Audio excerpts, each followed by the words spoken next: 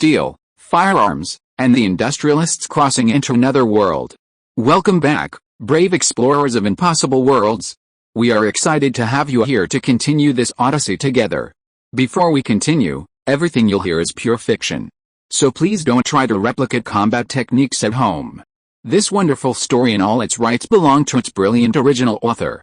We are only the messengers of entertainment. Want another dose of adventure? Subscribe to our YouTube channel so you don't miss a single chapter. And if you can't wait, our Patreon has exclusive surprises you'll love. Chapter 1 Prologue. The flickering candlelight cast a faint glow, projecting a hunched shadow onto the pristine white wall. This was a room within the Scholar's Tower in the capital of the Gabella Empire. An elderly man with completely white hair and beard was engrossed in a vast collection of books and scrolls, meticulously turning each page, seemingly searching for information. The ancient, melodious chimes of the clock tower echoed through the city, announcing the arrival of midnight, but the old man seemed oblivious, continuing his immersion in his books. A door nearby opened quietly, and a young man carrying a candlestick entered. He said softly, "Master, it's already midnight. You really should rest." "What? It's already this late?" The old man finally closed the massive book in his hands, took out a handkerchief, and rubbed his aching eyes. "It's time for a good night's sleep." "Oh, help me up, my body is getting weaker and weaker." The young man set down the candlestick and gently helped the old man sit up. "At today's Imperial Council meeting, everyone was very curious about what you've been doing these past few days. Even His Majesty asked me again privately. Haha, it must have been quite a headache for you to improvise a suitable reason for me on the spot, right?" The young man named Mond hesitated slightly, a hint of embarrassment in his voice. Was that shooting star from a few days ago really worth such attention? The old man's smile froze instantly upon hearing this, his furrowed brow revealing his inner turmoil. "I'm sorry, I shouldn't have doubted you." Seeing the old man's serious expression, Mond looked ashamed. Mond, I'm not blaming you.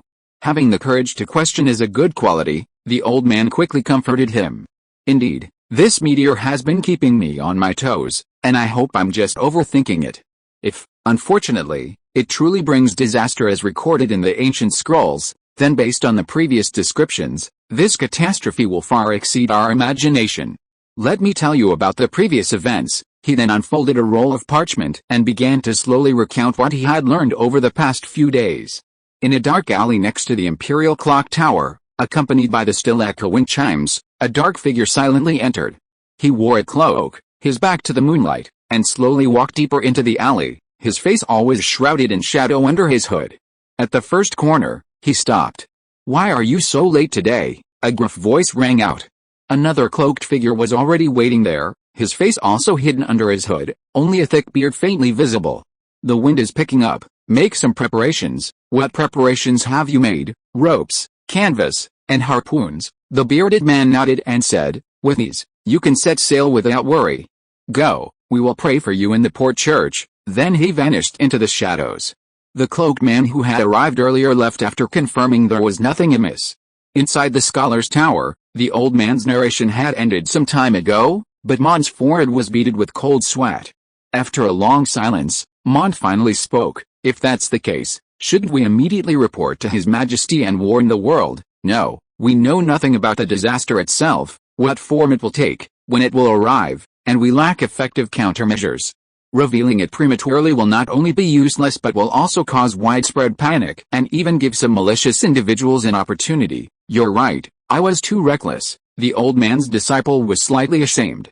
The old man opened the window, and a rush of fresh air quickly filled the room. He gazed out the window at the darkening night sky and murmured, "The wind is picking up." Chapter 2, A Melodramatic Time Travel Plot. A biting wind swirled through the dark night sky. It was late, but the main bedroom in the Lord's castle in Lake Town was still brightly lit. On the large bed lay a chubby, dark-haired boy, probably in his teens, unconscious. Not far from the bed, the castle's butler, Philip, looked worriedly at the boy on the bed and then at the priest bustling about beside it. Finally, the priest stopped what he was doing. The butler, unable to contain his anxiety, immediately asked, "Father Anderson, how is the young master?" The priest turned around, looking apologetic, and said, "Butler Philip, unfortunately, the herbs I applied earlier and the holy water I just gave him don't seem to be working on young Master Paul's condition. Now I only have one more method left. I wonder if you would agree to try it. What method is it? Bloodletting therapy. I learned it from a traveling physician. According to him, this therapy is already widespread in most parts of the Gabella Empire and the Kingdom of Lalman, and it has miraculous effects on some special illnesses. Bloodletting. Butler Philip felt a wave of dizziness upon hearing the word. He pondered for a moment, then finally gritted his teeth and said, "All right, Father Anderson, let's do as you say." "Good, may the Lord of Light bless young Master Paul." The priest raised his hands in prayer to his deity, then instructed Philip to fetch a copper basin and place it under the bed. He then took a sharp knife from his chest, pulled the boy's arm from under the covers, and was about to cut him. Just as the priest's right hand pressed the knife against the boy's skin, his left hand, holding the boy's arm, suddenly felt the boy's pulse flicker, then begin a rapid, strong beat. Sensing something amiss, Father Anderson lowered the knife and continued to observe. The boy's pulse gradually stabilized, and then his eyelids slowly opened. "May the Lord of Light bless you," Father Anderson and Butler Philip exclaimed simultaneously in surprise. "Damn, what's that awful smell?" The boy uttered a phrase that the two men before him couldn't understand as soon as he opened his eyes. After his vision fully returned, the boy sat up, completely bewildered. Zhao Kai, an ordinary programmer in China, enjoyed reading all sorts of random online novels. What annoyed him most was that the novels he followed were always niche, and authors lacking motivation would often stop updating after less than 100 chapters, turning daily updates into monthly ones, monthly updates into yearly ones, or simply abandoning the story altogether. Meanwhile, the easy-to-read novels he considered abundant were rampant. While there were some masterpieces that were both popular and to his liking, they were few in number and always had some shortcomings in their content. Finally, one day, he decided to write his own novel, determined to continue even if no one read it, to make up for all his past regrets. As for the genre, as a staunch believer in China's industrialism, he naturally wanted to write about using scientific firearms and cannons to crush magical otherworldly trash. Not wanting his cheat ability to be too obvious, the protagonist had to start from scratch and climb the technology tree. So he spent a lot of time collecting those essential books and materials for time travel, the Barefoot Doctor's Manual for Winning People Over, the Farmland Irrigation Practice for Ample Resources, the Militia Training Manual for Pacifying the World, the more the merrier. After studying them carefully for over half a month, he finally decided to start writing. However, unexpectedly, after years of working, his writing skills had deteriorated drastically. Just writing the opening paragraph took him half a day of scratching his head. "And I used to look down on other people's writing as beginner's stuff. At least they could write something." Zhao Kai was deeply ashamed. He decided to stay up all night to finish the first chapter. After cobbling together the first chapter, he couldn't resist the drowsiness any longer and fell asleep in front of his computer. In his hazy state, a pungent smell pulled him back to reality, but when he opened his eyes, the whole world had changed. Zhao Kai, or rather, the current Paul Gleman, was looking around with a head full of question marks. Luxurious carpets, furniture clearly made of precious wood, artfully decorated walls, and a soft mattress beneath him. Wasn't this the protagonist's bedroom described in the first chapter of his novel? What was happening to him? He pinched his cheek. It hurt. It didn't feel like a dream. "Young master, you're finally awake. Don't worry, this is definitely not a dream," the butler, Philip, quickly approached. Paul then noticed there were two other people in the room. The one who had just approached had slightly graying hair, was tall and thin, looked to be in his 40s, and wore a black tailcoat, the kind of butler's attire often seen in movies. Strangely, although the other man was speaking an unfamiliar language, he could understand him. The other man looked to be around 30 years old, wearing a wide-sleeved robe, seemingly some kind of clergyman. "Where am I? Why am I all sticky?" He then realized he was also speaking the same unfamiliar language. "Young master, this is your bedroom. You have Father Anderson's ointment on you, so please don't move around too much, young master." "Who are you?" Seeing that the young master didn't recognize him, Philip was a little flustered. He could only look at the priest, hoping to get an explanation from him. "Butler, don't worry, temporary amnesia after falling into coma is not uncommon. As long as you rest more and take care of your body, you can gradually recover with your guidance." "Phew, that scared me to death." "Yes, it's a great thing that he woke up." Anderson continued to examine Gleman. "There shouldn't be any major problems with his body. Let young Master Paul rest well today. Keep the ointment on, and we'll clean it off tomorrow." "Yes, Thank you so much for your help today. You're welcome, it's what I should do. I'll take my leave now, and I'll come back to examine young Master Paul again tomorrow, okay, this way. Paul then regained some consciousness and realized that he had transmigrated to the present. What happened? He just took a nap, and suddenly he had transmigrated. Which powerful being played this joke on him? He lay down again, forcing himself to calm down. His priority now was how to survive in this new world. Judging from the situation just now, this body belonged to someone of high status, his future food and clothing shouldn't be a problem. And although he had no memories of his previous life, he could still speak the language of this world. Using amnesia as an excuse should be enough to get by. Thinking this, he felt a little more at ease. A moment later, the butler returned, tidied his bed, and said, "Young master, please get some rest tonight.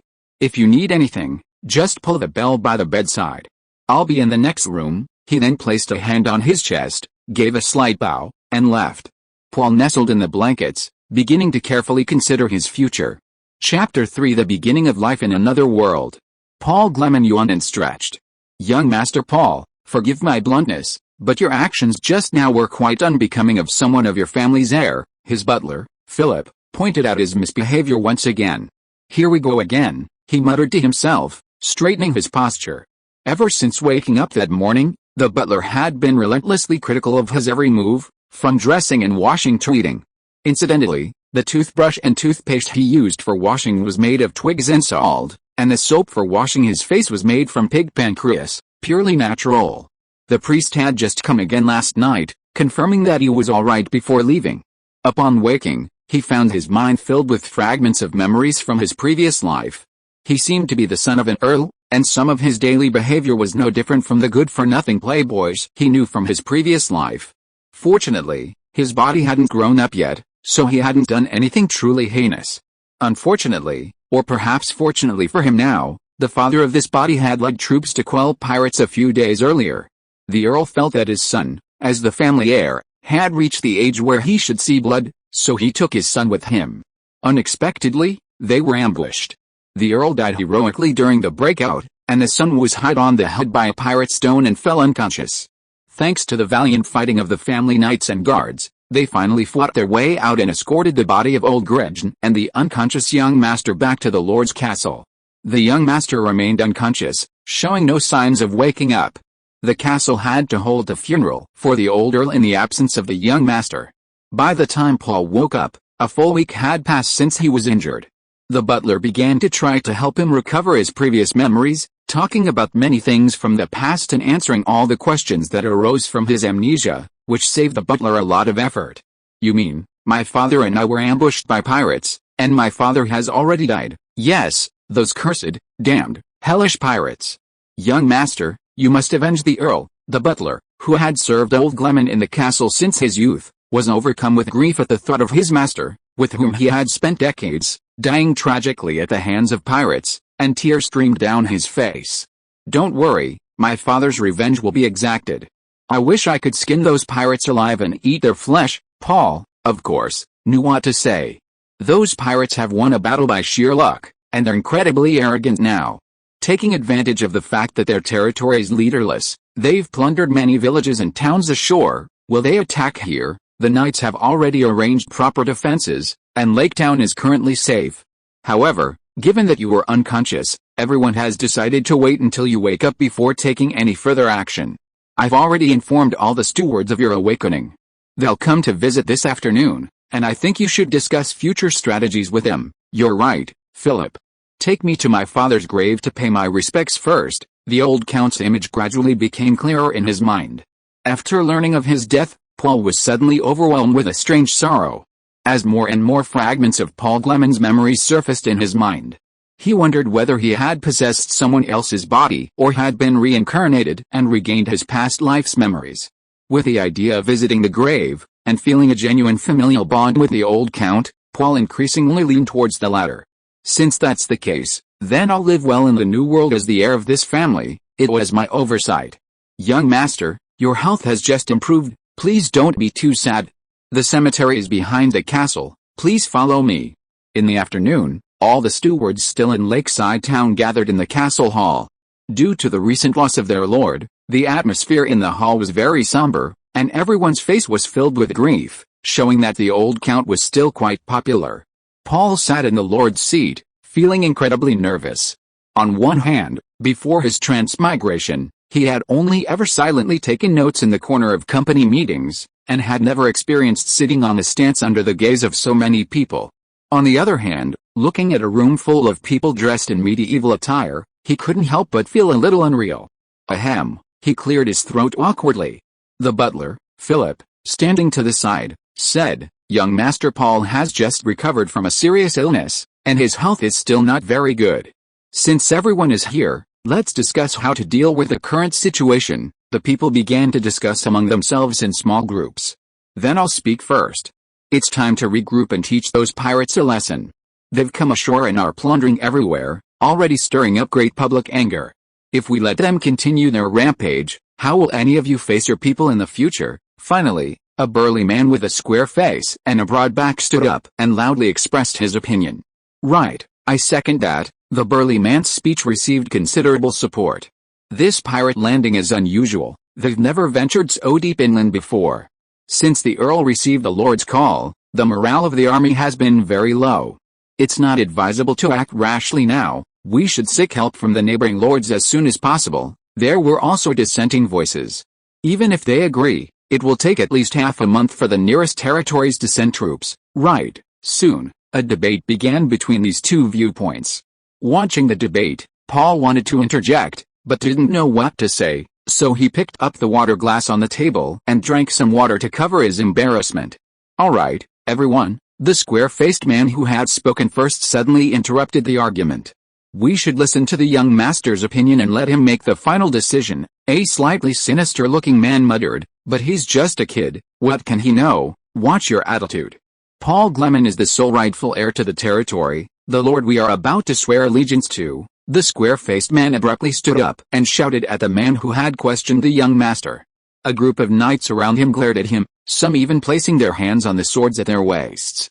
The sinister-looking man shrank back in fear and lowered his head. Being stared at by a group of burly men was no pleasant experience. Butler Philip quickly stepped in to smooth things over. "With a formidable enemy at hand, let's not fight amongst ourselves.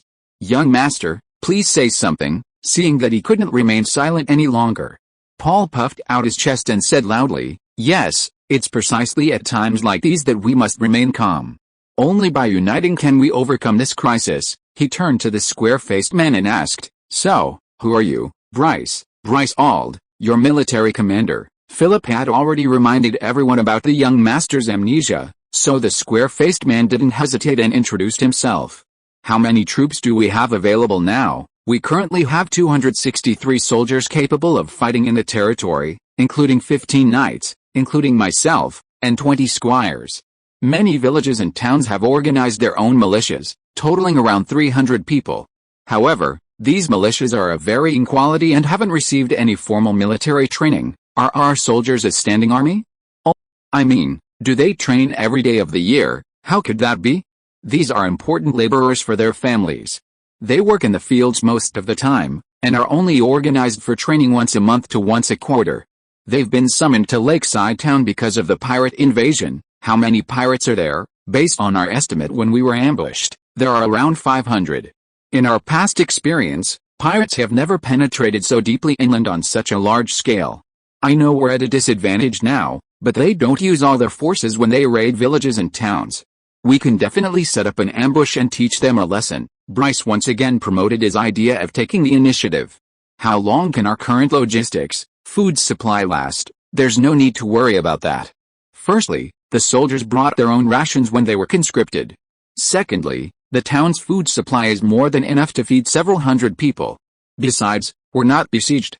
Paul's questions elicited nods of agreement from the crowd, and they suppressed their subtle disdain. While most of his questions seemed like he was deliberately trying to appear mature, some were truly insightful. It seemed this young master wasn't as carefree as he appeared. He understood that the burden would fall on his shoulders after the old count's departure. "We can first expand our army, making it at least equal in size to the pirates, then train them for a month before looking for an opportunity to annihilate them. We should also send envoys to neighboring territories for assistance." Someone offered a compromise. "I think this idea is feasible. Paul slammed his hand on the table. He didn't want to appear cowardly or afraid of battle, nor did he want to risk a direct attack. Since Lee agreed, no one objected, and they then discussed some details regarding conscription. Finally, the group discussed Paul's formal inheritance of the title and land. He was the rightful first in line to the throne, a point that was not open to debate, and the matter was quickly settled.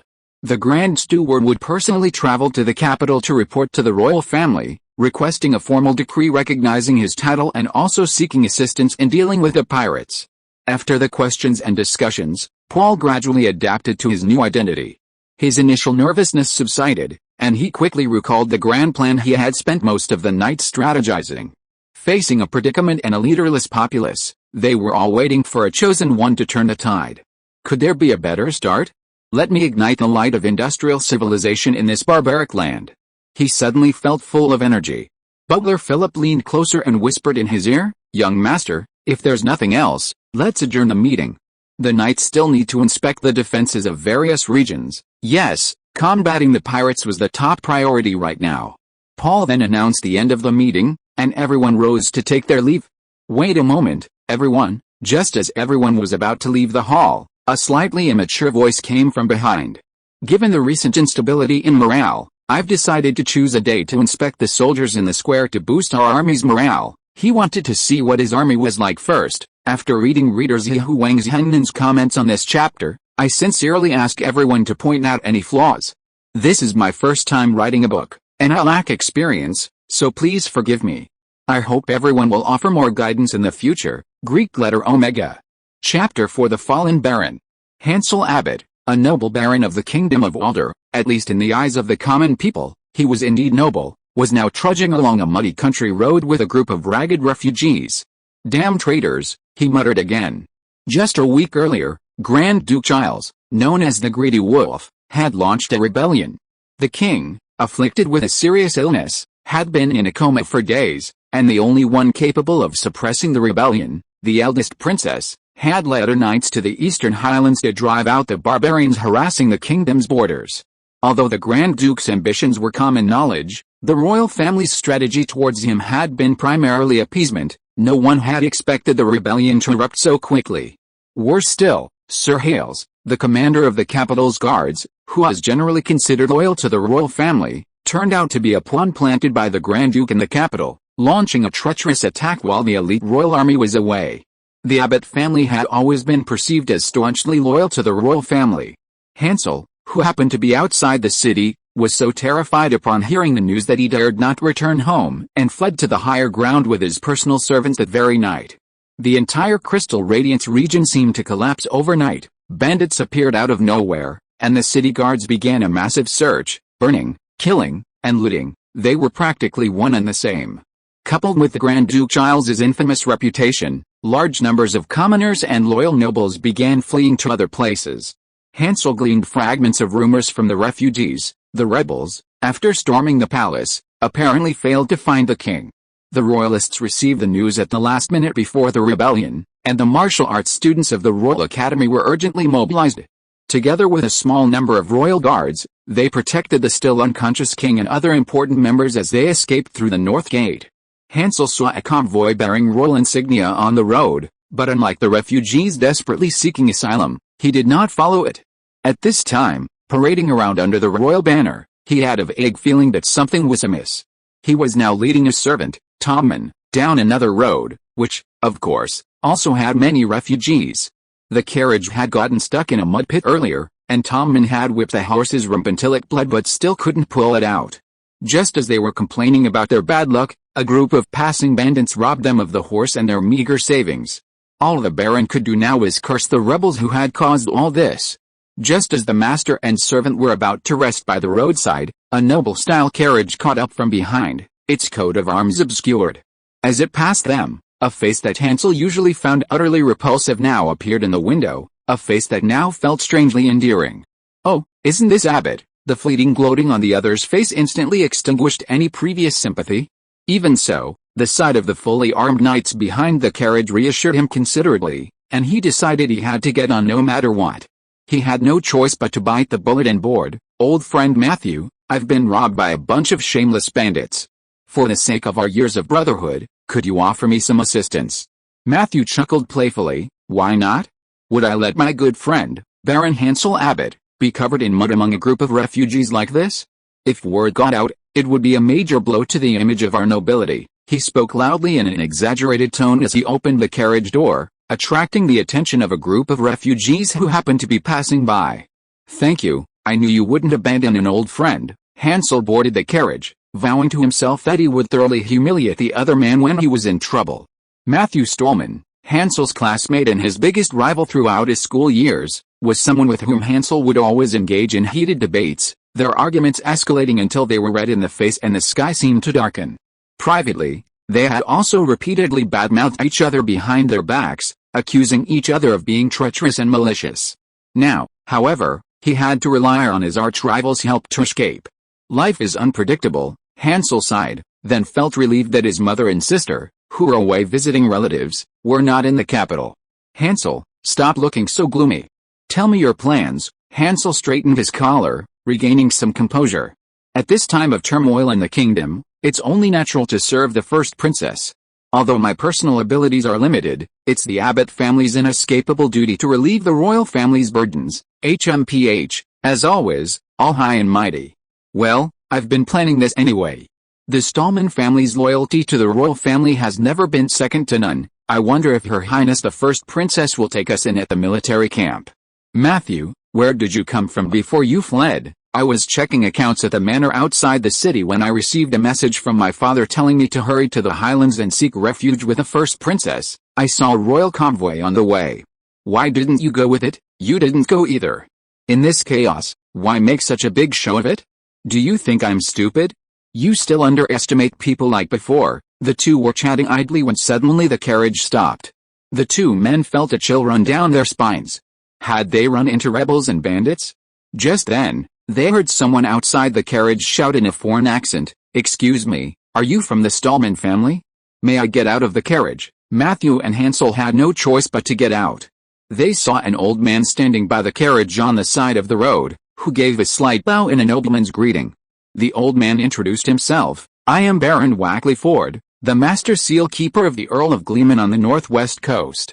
I extend my greetings on behalf of my lord. Hello, I am Baron Matthew of the Stallman family, and this is Baron Hansel of the Abbott family.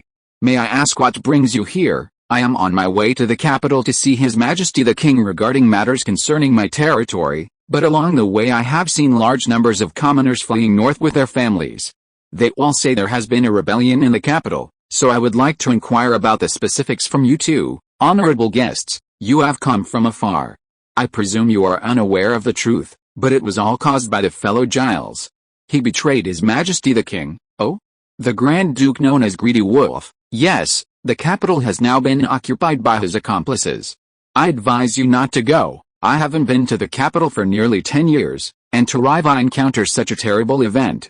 That Giles is truly despicable. Yes, we were afraid of falling into the hands of the rebels, so we planned to seek refuge with Her Highness the First Princess. She is currently leading troops to drive out the barbarians in the highlands. With Her Highness's abilities, she should be able to return soon to quell the rebellion. I wonder about His Majesty the King. His Majesty has probably been rescued. If you would like, Lord Ford, you can come with us to find Her Highness the First Princess. His Majesty recently fell ill and has entrusted all matters, large and small, to Her Highness the Princess. Is that so? Very well, then we'll trouble you two on the journey. Chapter 5 The Princess's Decision. The northeastern territory of the Kingdom of Alder borders the Rocky Mountains, the highest mountain range in the known world. Between these majestic mountains and the heart of the kingdom lies a vast plateau, commonly known as the Eastern Highlands. Legally, this area also belongs to the kingdom, but it is inhabited by numerous unruly barbarian tribes, some nominally subservient, others rebellious and frequently causing trouble on the border. However, due to the complex terrain, supply difficulties, and altitude sickness, the kingdom has been unable to effectively control them. Fortunately, these tribes are independent and fragmented, and the mutual restraint among the subservient tribes has prevented major problems. But this year is different. During the spring planting season, all the tribes, large and small, that have always been at odds with the kingdom, launched a joint attack. The troops stationed on the border were caught off guard, and by the time news reached Crystal Radiance Fortress, The situation on the highlands was already in dire straits. After an emergency discussion, the High Command decided that the eldest princess would personally lead the army to drive them out. Although everyone could see that something was clearly wrong, they had never seen the barbarians so united before. There was no time to investigate further. With spring planting approaching, allowing the barbarians to swarm into the kingdom's heartland would be disastrous. A swift and decisive action was the only sensible course of action. The hastily united barbarian tribes were clearly no match for the well-trained regular army of the kingdom. After more than a month of fighting, it seemed they were about to drive the barbarians back to the highlands. But just when things seemed to be going well, the worst thing happened. Greedy Wolf Giles rebelled. At the kingdom's army encampment, a military conference was being held in the heavily guarded central tent. Your Highness, generals, this is the information I have. I believe you all have a general understanding of the situation in the capital. A man with a mustache, a hooked nose, and a gaunt face had just finished presenting the latest intelligence from Crystal Radiance Fortress. Afterwards, a long silence fell over the tent. The only sound was the breathing of the people inside. After a long silence, a voice broke the stillness. Fortunately, His Majesty the King did not fall into the hands of the rebels. Is he safe now? Where is he? The speaker was a young general, his brown hair standing on end like steel needles, and even though he had neglected his appearance due to his busy schedule with the war, it couldn't hide his heroic spirit. Please rest assured, everyone, His Majesty the King is safe. The royal physician and the royal priest are also with him. Viscount Klein, the young general who had just asked the question, nodded, not delving into the second question. Even the capital's guards, known for their loyalty, had been turned. Who could guarantee that there weren't one or two spies within this camp? After the silence was broken, the others began to discuss among themselves. Give me a troop immediately. I will tear these traitors to pieces and reclaim the capital. We cannot act rashly. The war with the barbarians is not over yet. We must not disperse our forces. What? Are we just going to let those bastards run rampant? Don't forget, the capital is stockpiled with the military supplies. If we return too late, they'll have emptied it all. TCH, a bunch of idiots who don't understand strategy. What did you say? Lester, do you dare to duel us? Seated at the head of the table was a woman in knight's armor, with dazzling bright golden wavy hair and a face that could captivate even without makeup. Catherine Rodney, the eldest princess of the Kingdom of Alder. At this moment, her sword-like eyebrows were furrowed, and her azure eyes were fixed intently on the map before her. The general's quarrel seemed to have no effect on her. After a long while, she raised her head and straightened up. Gentlemen, her words immediately silenced the surroundings. I think it would be better to hear the reactions from other parts of the kingdom first. Lord Merlin, tell us everything you know. Earl Merlin, with his mustache, nodded to the princess and continued. Currently, apart from those who colluded with him before, no other nobles or forces have come forward to support Giles. This is the strangest thing. Given Giles's apparent strength, even with a sneak attack like this, his chances of winning against us are only 50-50. Moreover, Duke Dodge has clearly declared his loyalty to the royal family and vowed to fight Giles to the death. That's great. Everyone breathed a sigh of relief. The Dodge family's territory was located on the only road from Giles's territory to the capital. With such a thorn in their side, Giles's main army would not be able to easily support the rebels in the capital. But the bad news is that with Giles' rebellion, many hidden forces have become restless. Pirates on the northwest coast and bandits in the southern mountains have suddenly run rampant, and the entire kingdom's security has begun to fall into chaos. Currently, many lords are preoccupied with their own problems and cannot spare the time to defend the king. In addition, many people are clearly in a wait-and-see state, neither expressing support for Giles nor explicitly stating their allegiance to the royal family. A general slammed his fist on the table in front of him. These two-faced bastards. They must not be let off. The princess in military uniform asked the generals, do you all have any good opinions on the next step? Klein pondered for a moment and said, Your Highness, I think the primary task is to recapture the capital. If the capital is not in our hands, it will be a huge blow to the morale of the army and the people. Fortunately, Duke Dodge held off Giles' main force, which is a good opportunity for us. Everyone agreed with Klein's opinion. Catherine also nodded, and then she slowly stood up. All the generals focused their eyes on the princess. They knew that their commander had already made up her mind. A series of orders were issued to the generals. Lester, you will immediately lead 1,000 cavalry, marching day and night along a chosen route to dodge territory. You must help the Duke defend the fortress. Yes, sir. The fortress stands, the fortress stands, the fortress stands. Homan, take your men to the capital to scout the rebel situation. Report back immediately if there are any developments. Yes, sir. Dorn, inform Chief Jareth that the operation is complete. Once successful, he will be officially recognized as the Earl of the Highlands. I'll do it immediately. The rest of you, proceed according to the previously agreed plan. End this battle within 10 days. Yes, sir. The others responded in unison. The meeting then adjourned, and everyone returned to assign their tasks. Only Earl Merlin remained. After everyone had left, he immediately knelt before the princess. Your Majesty, I am incompetent. I failed to detect the rebellion in time, leading to the fall of the capital and your Majesty's misfortune. I am truly to blame. You do indeed bear an inescapable responsibility. The princess's gaze towards him suddenly turned cold. My father entrusted you with a heavy responsibility, putting the kingdom's intelligence system in your hands, and yet you allowed a rebellion to break out right under his nose. The capital has fallen. Leaving aside other consequences, consider how many generals and soldiers' families live in crystal radiance. Do you know the devastating blow to morale alone? Earl Merlin lowered his head even further. He could feel the princess's anger without even looking. Your Highness, please execute me. Enough. This is not the time to discuss punishment. From now on, focus the intelligence system on the Giles rebels. Don't overlook even the smallest clue about their activities. Yes, I will atone for my sins and will never make such a blunder again, and those opportunists, keep a close eye on them too. I don't want another rebel army to inexplicably emerge behind their backs. Absolutely. And regarding the local lords, I have a suggestion. Oh? Tell me, for those local lords whose attitudes are ambiguous, we can use a two-pronged approach. Secretly, I'll allocate manpower to strengthen surveillance. Openly, we can send royal envoys to their territories. On the one hand, they can spread rumors about Giles's crimes along the way, and on the other hand, they can urge them to hasten their troop deployment to the capital.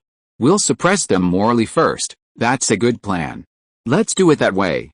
A large number of fleeing nobles from the capital have arrived in the army these past few days. Let's select the royal envoys from among them. You're in charge of this matter. Yes, I'll arrange it right away. Princess Catherine will be one of the female leads, but she won't meet the main character directly for now.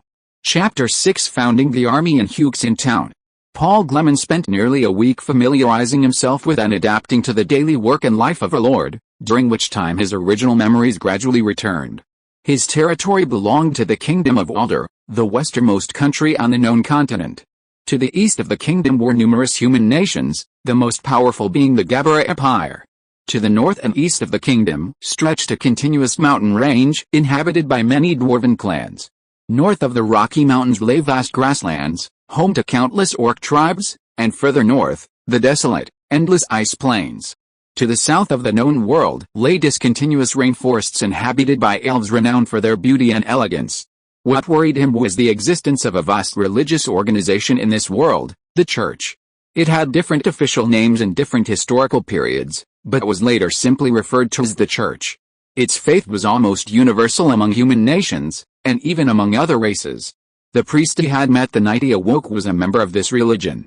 With his current memories, he didn't know much about the religion's past history and wondered if it had any dark secrets. However, one thing is certain, there are quite a few fanatical believers among humans. Even with his limited experience, he had witnessed several. The territory directly controlled by the papacy wasn't large, not much bigger than a duchy, but its influence was immense. Isn't this an overused trope? Every transmigration world has its shadow. He was speechless. Furthermore, this world seemed to have magic, although most people, including nobles, never saw a magician in their entire lives, and many considered magic nonsense. Yet his butler, Philip, swore that he had been saved from bandits by a mage when he was a child. According to Philip, the mage made a gesture with his left hand, chanted incantations, and then a large fireball shot out from his staff in his right hand, hitting the bandit in the face with lightning speed. Okay, since there were fantasy races like dwarves, elves, and orcs, the existence of magic wasn't impossible. However, he was more inclined to believe that what his butler had seen was some kind of magic trick. On the first weekend after his awakening, the long-awaited military parade finally began. As he had requested, the soldiers formed 3 squares, marching through the small square under the command of the knights. Are these my soldiers?" the young count asked, his face ashen. The soldiers in the squares were dressed in a motley collection of clothing, the only commonality being a cloth armor bearing the coat of arms of the Gleman family. At first, the formation was relatively orderly, but after marching for a short distance, their steps became chaotic. By the time they reached him, the ranks were a jumbled mess, barely recognizable as a square formation. "Gentlemen, it's necessary to raise the bar for the discipline of our army," Paul said grimly, summoning the knights. Up, the knights exchanged glances, and finally Bryce stepped forward. "Your Excellency, it's like this. Our place is rather remote, without the covetous eyes of other lords, and the people are generally honest and simple, so we've been rather lax in our military preparedness. To be honest, we never expected the pirates to venture so far from the coast this time. A bloody lesson. Comrades, no, I mean gentlemen." The young lord looked up to the sky and sighed, appearing heartbroken. The last defeat was a bloody lesson. The knights were filled with shame. The old count's death still cast a shadow over their hearts.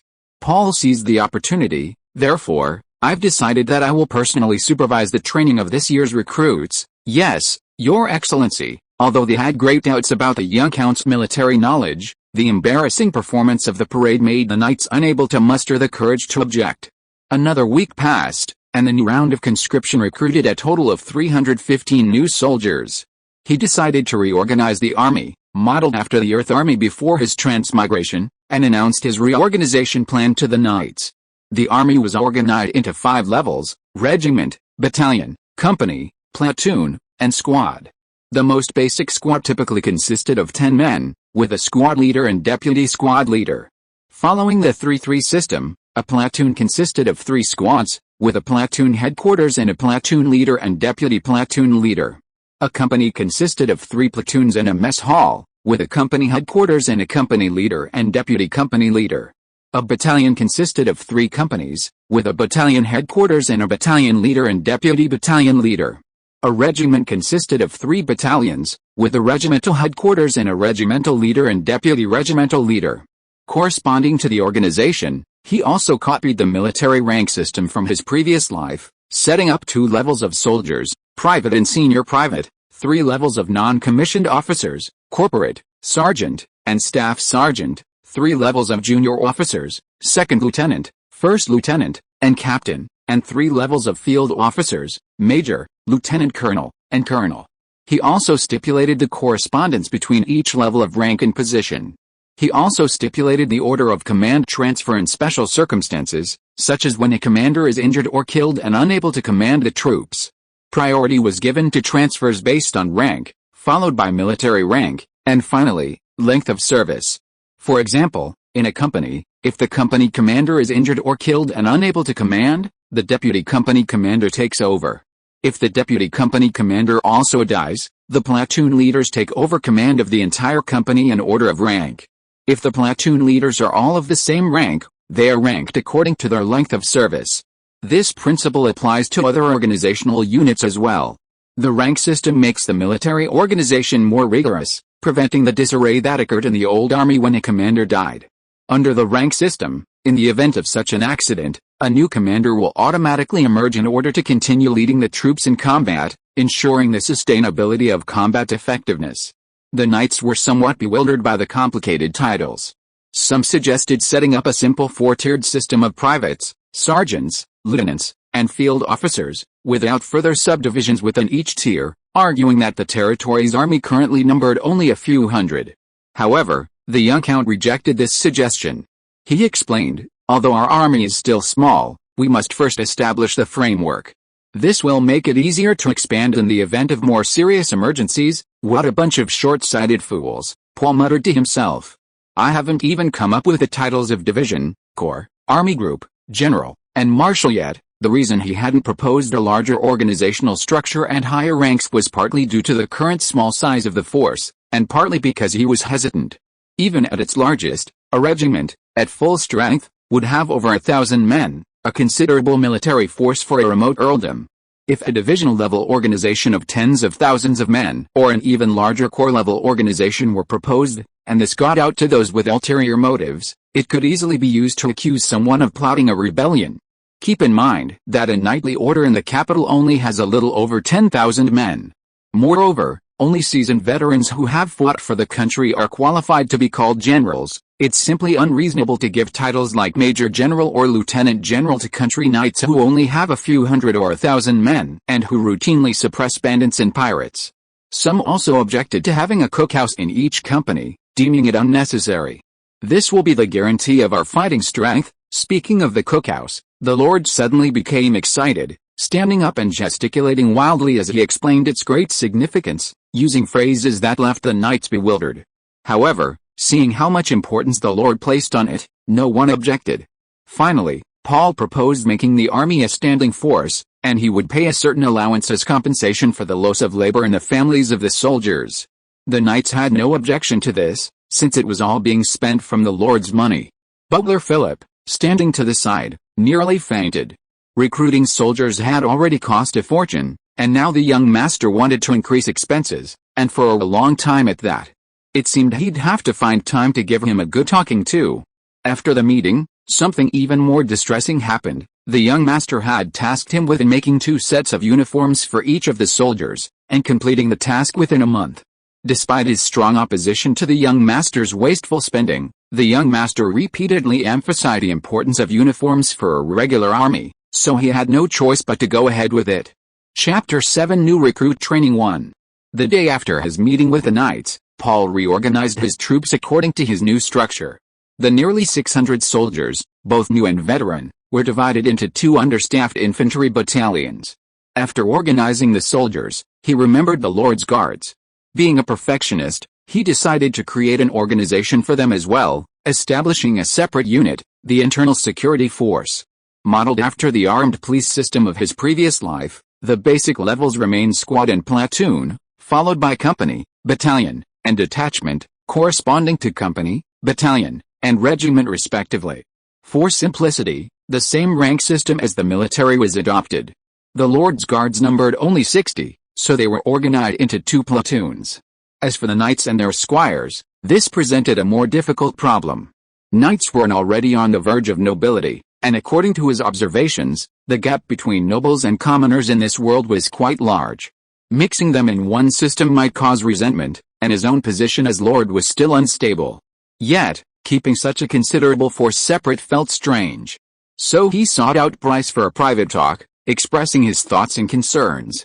To his surprise, Bryce blushed and said he was overthinking it, then explained to him that when the Griles family was banished to the northwest coast by the king, it was essentially in exile. Their former vassals were either implicated and punished along with them, or forced to switch allegiance to others. The knights of the territory now. How should I put it? Bryce stammered. It's a bit defensive, but your excellency's family was forbidden by the royal family at the time from bestowing new vassal nobles. Although your ancestors granted us knightly fiefs, our knighthood is not recognized by the kingdom's official authorities or other nobles. People generally call us wild knights. Apart from knowing a few words and practicing martial arts, we are no different from ordinary people. Most of us often work in the fields. Paul asked curiously, and what about Baron Ford? His title was inherited from a distant relative. He had served your excellency's family for a long time before inheriting the title, and he is a cloaked noble, meaning he only has the title of noble but no fief. I see. Then you can go and recruit them into the army. I see you have a lot of prestige among them. Bryce broke out in a cold sweat and readily agreed. Not at all, I can only drink them all under the table. Don't worry, I will definitely not disappoint your excellency. As Bryce had predicted, the knights and their squires showed no resistance. Most were appointed officers at various levels, with Bryce and another knight named Claude being appointed commanders of the 1st Infantry Battalion and the 2nd Infantry Battalion, respectively. A series of physical fitness tests were then conducted to select squad leaders. The initial plan was to use literacy as the primary evaluation criterion, but upon inquiry, it was discovered that almost all of the hundreds of men were illiterate, with a few who could only recognize and spell their own names. Therefore, physical fitness was the only viable option. Because of the overall low level of education within the ranks, the selected junior officers were given the prefix acting, and their ranks were temporary. All the soldiers were now privates, and the acting squad leaders were all temporary corporals. Alright, Given the recent tense situation, let's not delay. Let's begin training immediately, the young count said enthusiastically. Ignoring everyone's objections, he insisted on taking the troops to the woods outside town for training and announced that they would be camped there throughout the training period. He only took the 2nd Infantry Battalion and the 1st Internal Guard platoon with him. The 1st Battalion was left in Lakeside Town to deal with any emergencies. After choosing a location, the recruits began to set up camp under the guidance of the veterans. Paul sought out Knight Claude, now Major Claude, to discuss the training plan. He handed Claude a piece of parchment, covered in writing, and said with no small amount of pride, "Look at this, Claude. Have you ever seen a more ingenious training plan?" Claude took it and quickly scanned it, then said, sweating profusely, "Sir, this kind of training will kill people." "What? How could that be?" "This is already a scaled-down version with many subjects cut, sir. This training intensity is almost comparable to the training I received when I was a knight squire. If you can endure it, why can't they? Nutrition is very important. My lord, although I wasn't well off back then, I could at least eat meat once a week. These soldiers from commoner backgrounds don't have that luxury. With the previous rations, we could only ensure they wouldn't go hungry, but once the intensity of their training increases, they'll have a hard time surviving without meat." Paul slapped his forehead. "I didn't even consider that. Here's what I'll do. I'll write a letter right away and send it to Philip, asking him to increase our food supply, especially the meat supply. In addition, we'll organize our own hunting party every day." Claude chuckled. "Oh, I don't have any objections, but Butler Philip is probably going to be furious again, my lord. Besides physical training, it mentions things like standing at attention, marching, and drills, things that are completely baffling. I can understand them literally, but could you explain them again?" Discipline, Claude. Did you see the embarrassment at the parade? Our army must be perfectly synchronized, moving in and out of order, always acting as a unified whole. That's what gives us presence, not a bunch of disorganized rabble." Claude's forehead broke out in a sweat. "Even the kingdom's regular army doesn't have such high standards." "Well, you're right, it's getting late. Let's skip the other subjects for now. How about a standing at attention exercise to whet our appetites before dinner?" Hehe. Watching the busy soldiers, the eager young count rubbed his hands together, letting out a sinister laugh that sent chills down Claude's spine. If you are listening to this novel on a channel other than Fanfic World, it means it was downloaded and re-uploaded without effort. We warmly invite you to visit our channel, Fanfic World. There you will find the original version of this story and many other novels of various genres. We look forward to seeing you dive into a world of incredible novels. Chapter 8 Recruit Training 2. Makarov, with a cross strapped to his back, stood stiffly, enduring immense suffering. "What's the point of this training to fight pirates? What the hell is this?" he mentally grumbled countless times. He wanted to turn his head to see how the others were doing, but he immediately suppressed the thought. Several unfortunate souls had already been severely punished by Knight Claude, no, Major Claude, for fidgeting while standing at attention, and were even punished by being denied food. He didn't want to go hungry. The new lord was truly an oddball, Makarov continued to complain internally. He was always coming up with strange things, standing at attention, marching. Even the officers, who were original knights, were being forced to train like this. Oh, it would have been better if he hadn't mentioned it. Just thinking about marching made Makarov feel incredibly ashamed. That strange posture still made him blush. Luckily, they weren't training in town, or the villagers would have laughed their heads off. It seems the young lord is a severe case of obsessive-compulsive disorder. His demands for neatness and uniformity have reached an abnormal level. He demands perfect formation, synchronized steps, and precise movements during marching and running, which is one thing, but even folding blankets into perfect squares is just too much. If the young lord hadn't personally demonstrated how to fold them and patiently corrected the soldiers who folded them incorrectly, Makarov would have suspected the lord was deliberately making fun of them. The only normal activity was the daily morning or afternoon assassination training, personally instructed by Major Claude. In Makarov's view, only this would help him fight and survive, so he listened attentively to the Major's explanations and practiced relentlessly. Of course, despite his many complaints, Makarov still held the young lord in extremely high esteem, even grateful, not only because he had eaten meat twice that week, but also for an even more important reason: the lord was actually teaching them to read. For most commoners, systematic learning of writing was an impossible dream. Of course, A significant number of commoners were literate, such as merchants, bards, and servants of nobles, but their numbers were minuscule compared to the vast commoner population. In some remote areas, writing was considered almost magical, something only nobles and servants of gods could acquire. Many commoners' literacy levels were limited to recognizing their own names, and many more didn't even reach that level. This wasn't limited to human kingdoms. It was said that on the plains, many orc tribes used knotted ropes to record events. Makarov could still vividly recall the incredulous expressions on everyone's faces and Major Claude's jaw-dropping astonishment when the young lord announced a literacy class, teaching everyone to read in the evenings. However, many soldiers actually thought they were just soldiers who needed to eat rations and didn't need to learn to read. Makarov secretly scorned them, thinking they were a bunch of self-destructive, unambitious fools. He was different. He didn't want to live such a muddled life.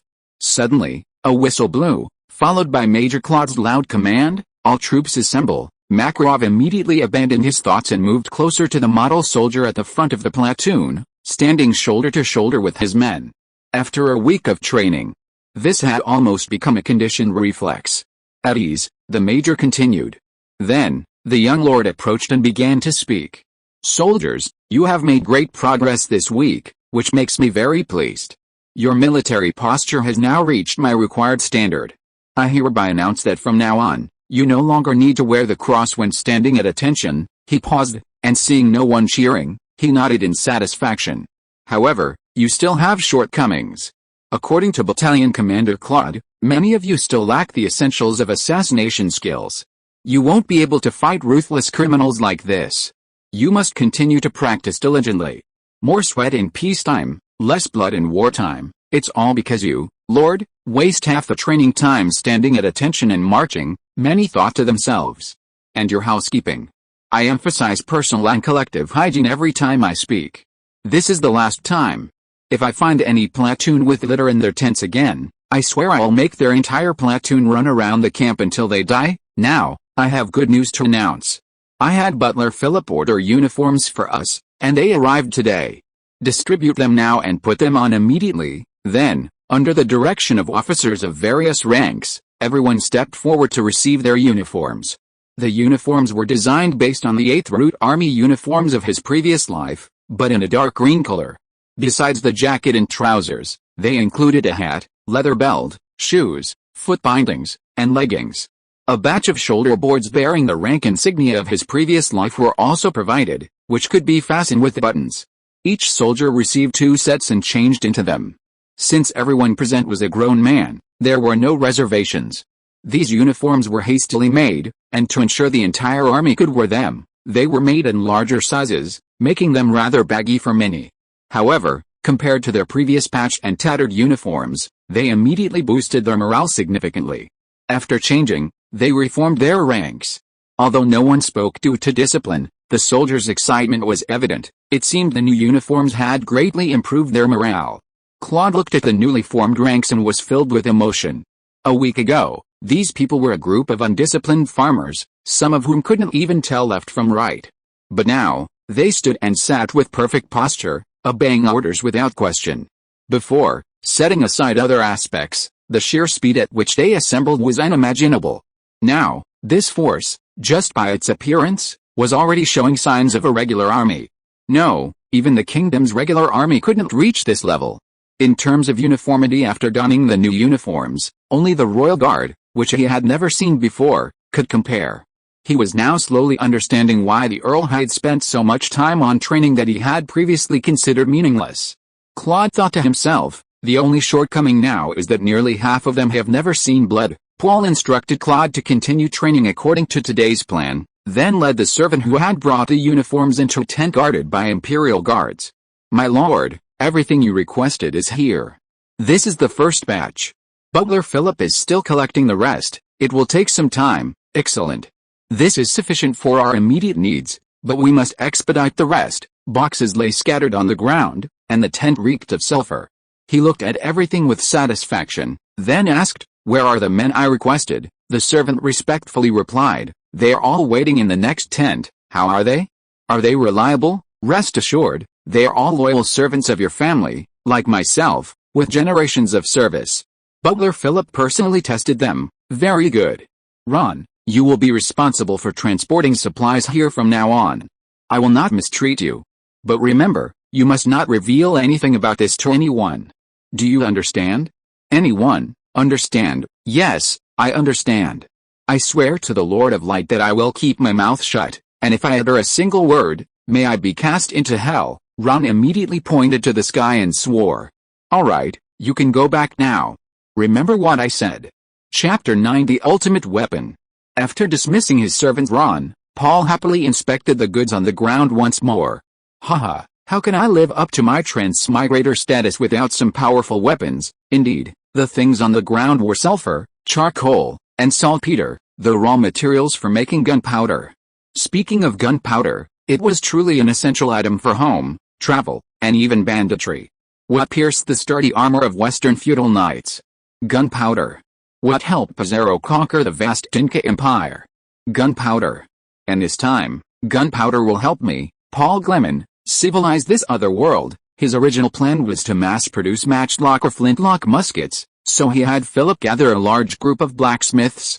However, because it was close to spring planting, the time when farmers were forging and repairing farm tools, the plan was abandoned due to the steward's strong opposition.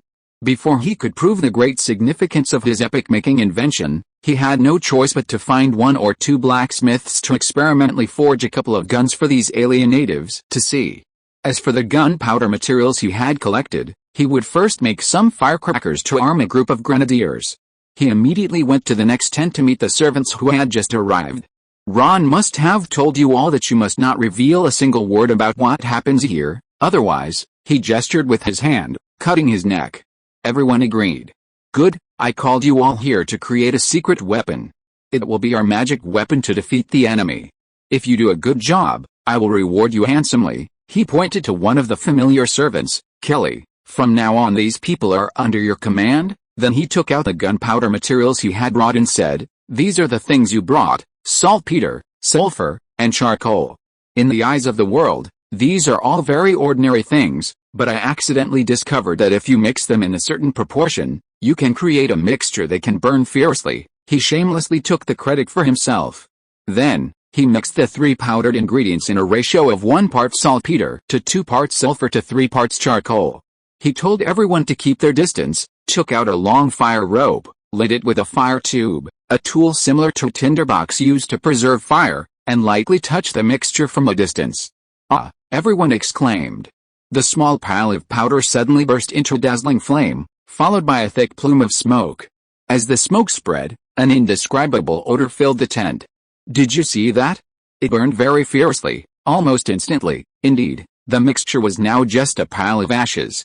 Does the Lord intend to use this to make a weapon? Some of the more astute individuals had already understood his intention. Yes, I call this mixture of powder gunpowder, and it will become our weapon against pirates. However, simply burning it isn't enough. It won't pose a real threat to the pirates. So, I plan to put it into a sealable container, so that it will produce a powerful explosion when burned, thus killing the enemy. This is just my general idea. This weapon is still only in the conceptual stage. The specific optimal gunpowder formula, manufacturing process, and the appropriate shape and size of the container will require everyone's collective wisdom. I hereby announce that from now on, for every good idea in weapon manufacturing that I approve, there will be a reward of at least 1 silver coin. The greater the value, the greater the reward. Hearing that there was money to be had, everyone's eyes lit up, and they patted their chests, promising not to disappoint their lord. However, as you all saw in the experiment just now, this thing is extremely dangerous. One wrong move and it could not only harm yourself but also endanger others, so you must be very careful. I'll write a safety regulation later, and every one of you must memorize it word for word. I'll be checking it randomly from time to time, and anyone who can't remember it will be fired immediately. HMPH, to prevent leaks, those who leave here probably won't be able to live normal lives. The group, coaxed and intimidated, swore to complete their lord's task. Paul summoned an internal affairs soldier and had him lead the group to familiarize themselves with the camp. He kept only a few blacksmiths behind. He addressed one of the older men. I remember your name is Herman, right? You're the blacksmith in the castle. Yes, sir. My family has served the Earl's household for generations. I forged the old Earl's armor. Good. You just witnessed the power of gunpowder. What did you think? The Earl is truly a genius. If I hadn't seen the raw materials and manufacturing method with my own eyes, I would have suspected it was legendary magic. He nodded smugly, the praise from the alien native stimulating his vanity. Haha, actually, the weapon idea I mentioned earlier is merely a crude way of using gunpowder. There are other, more sophisticated and superior methods. Oh? Is that why you kept us here? Please enlighten me, Lord. Paul pulled out a piece of parchment and slowly unfolded it. Look at this paper. It's like this. I need you to forge a tubular weapon as shown on this drawing.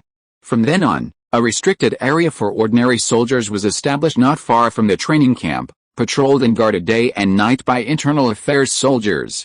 However, the strange explosions that frequently emanated from within still attracted some curious individuals to investigate, and without exception, these people were all invited in for questioning by the newly formed inspection team, but merely making some explosive contraptions in small iron pipes could not satisfy the Earl. He urgently needed something bigger, thicker, and longer, so he wrote to his steward and Bryce, urging them to expedite the search for skilled metal casting experts, preferably those with bell casting experience, as well as a large quantity of bronze. Besides the inspection team, another group was soon selected, its members all being burly, broad-shouldered men. Makarov was among them. In addition to their regular training, they were given dedicated time for another type of training, throwing a large pile of slightly polished stones into circles drawn on the ground beforehand. The new group was called Grenadiers. Many people were wondering, it seems the training expenses were too high recently, and the Lord is so poor that he can't afford to buy bows and arrows anymore. But if you're going to throw stones at the enemy, why not use a slingshot with a longer range? Although you can't throw very big stones, the distance is far enough. Throwing such big, round stones with your arm is not only short range, but your arm will also get tired after a few times. Chapter 10 Observations in Lakeside Town. Hansel sat dejectedly in the carriage, a mood that had persisted for 2 weeks. A little over 2 weeks ago, he had received his royal appointment letter with great excitement, only to be dumbfounded upon opening it. He had been assigned as a permanent representative to a place he had never even heard of before, the Earl of Gleman's domain in the Northwest Bay. Who knew what kind of god-forsaken place it was? Later, he bumped into the old man he had met on their escape journey at the military camp. The old man had finished his business and was preparing to return, and Hansel suddenly remembered that the Earl of Gleman's domain was where the old man had come from. Now he had company on the journey. Hansel's mind drifted to his old classmate Matthew, who had gotten incredibly lucky, managing to stay under the princess's command, spouting such sarcastic remarks as, although the ranks are different, we are all equally loyal to His Majesty the King. Her Highness doesn't need your advice. Giving you a notebook to keep accounts is already doing your job perfectly. Why don't you take a good look at yourself in the mirror? Just thinking about Matthew's smug face makes Hansel want to vomit. Meanwhile, Steward Ford, riding in the same carriage, was overjoyed. Things had gone very smoothly. Her Highness had readily accepted Paul Gleman's succession to the title. Upon hearing of the old Earl's death fighting pirates, she not only expressed her condolences but also, given the current pirate threat to the territory, granted permission that no troops be sent to defend the Queen. Finally, she even offered 50 suits of leather armor and 50 spears. Along the way, Hansel, through casual conversations with Steward Ford, had gathered information about the situation in the territory. The Gleman family, if traced back carefully, could be linked to a powerful family from the ancient Gabella Empire. After the empire's collapse, their ancestors established their own household, and several generations later, the family followed the founding king of the Aldo dynasty in numerous campaigns, becoming a meritorious family that shed blood and sweat for the kingdom's establishment. However, they later made a wrong bet in a political struggle for the throne. Back then, the royal family's control over local lords was not as weak as it is now, and those who chose the wrong side inevitably faced retribution. Although the earldom was retained through behind-the-scenes political maneuvering, the relatively wealthy territories were reclaimed by the new king, and the entire family was relegated to the barren Northwest Bay. Thereafter, the family heads maintained a low profile, gradually reducing their connections with other families and fading from the center of the kingdom's political stage.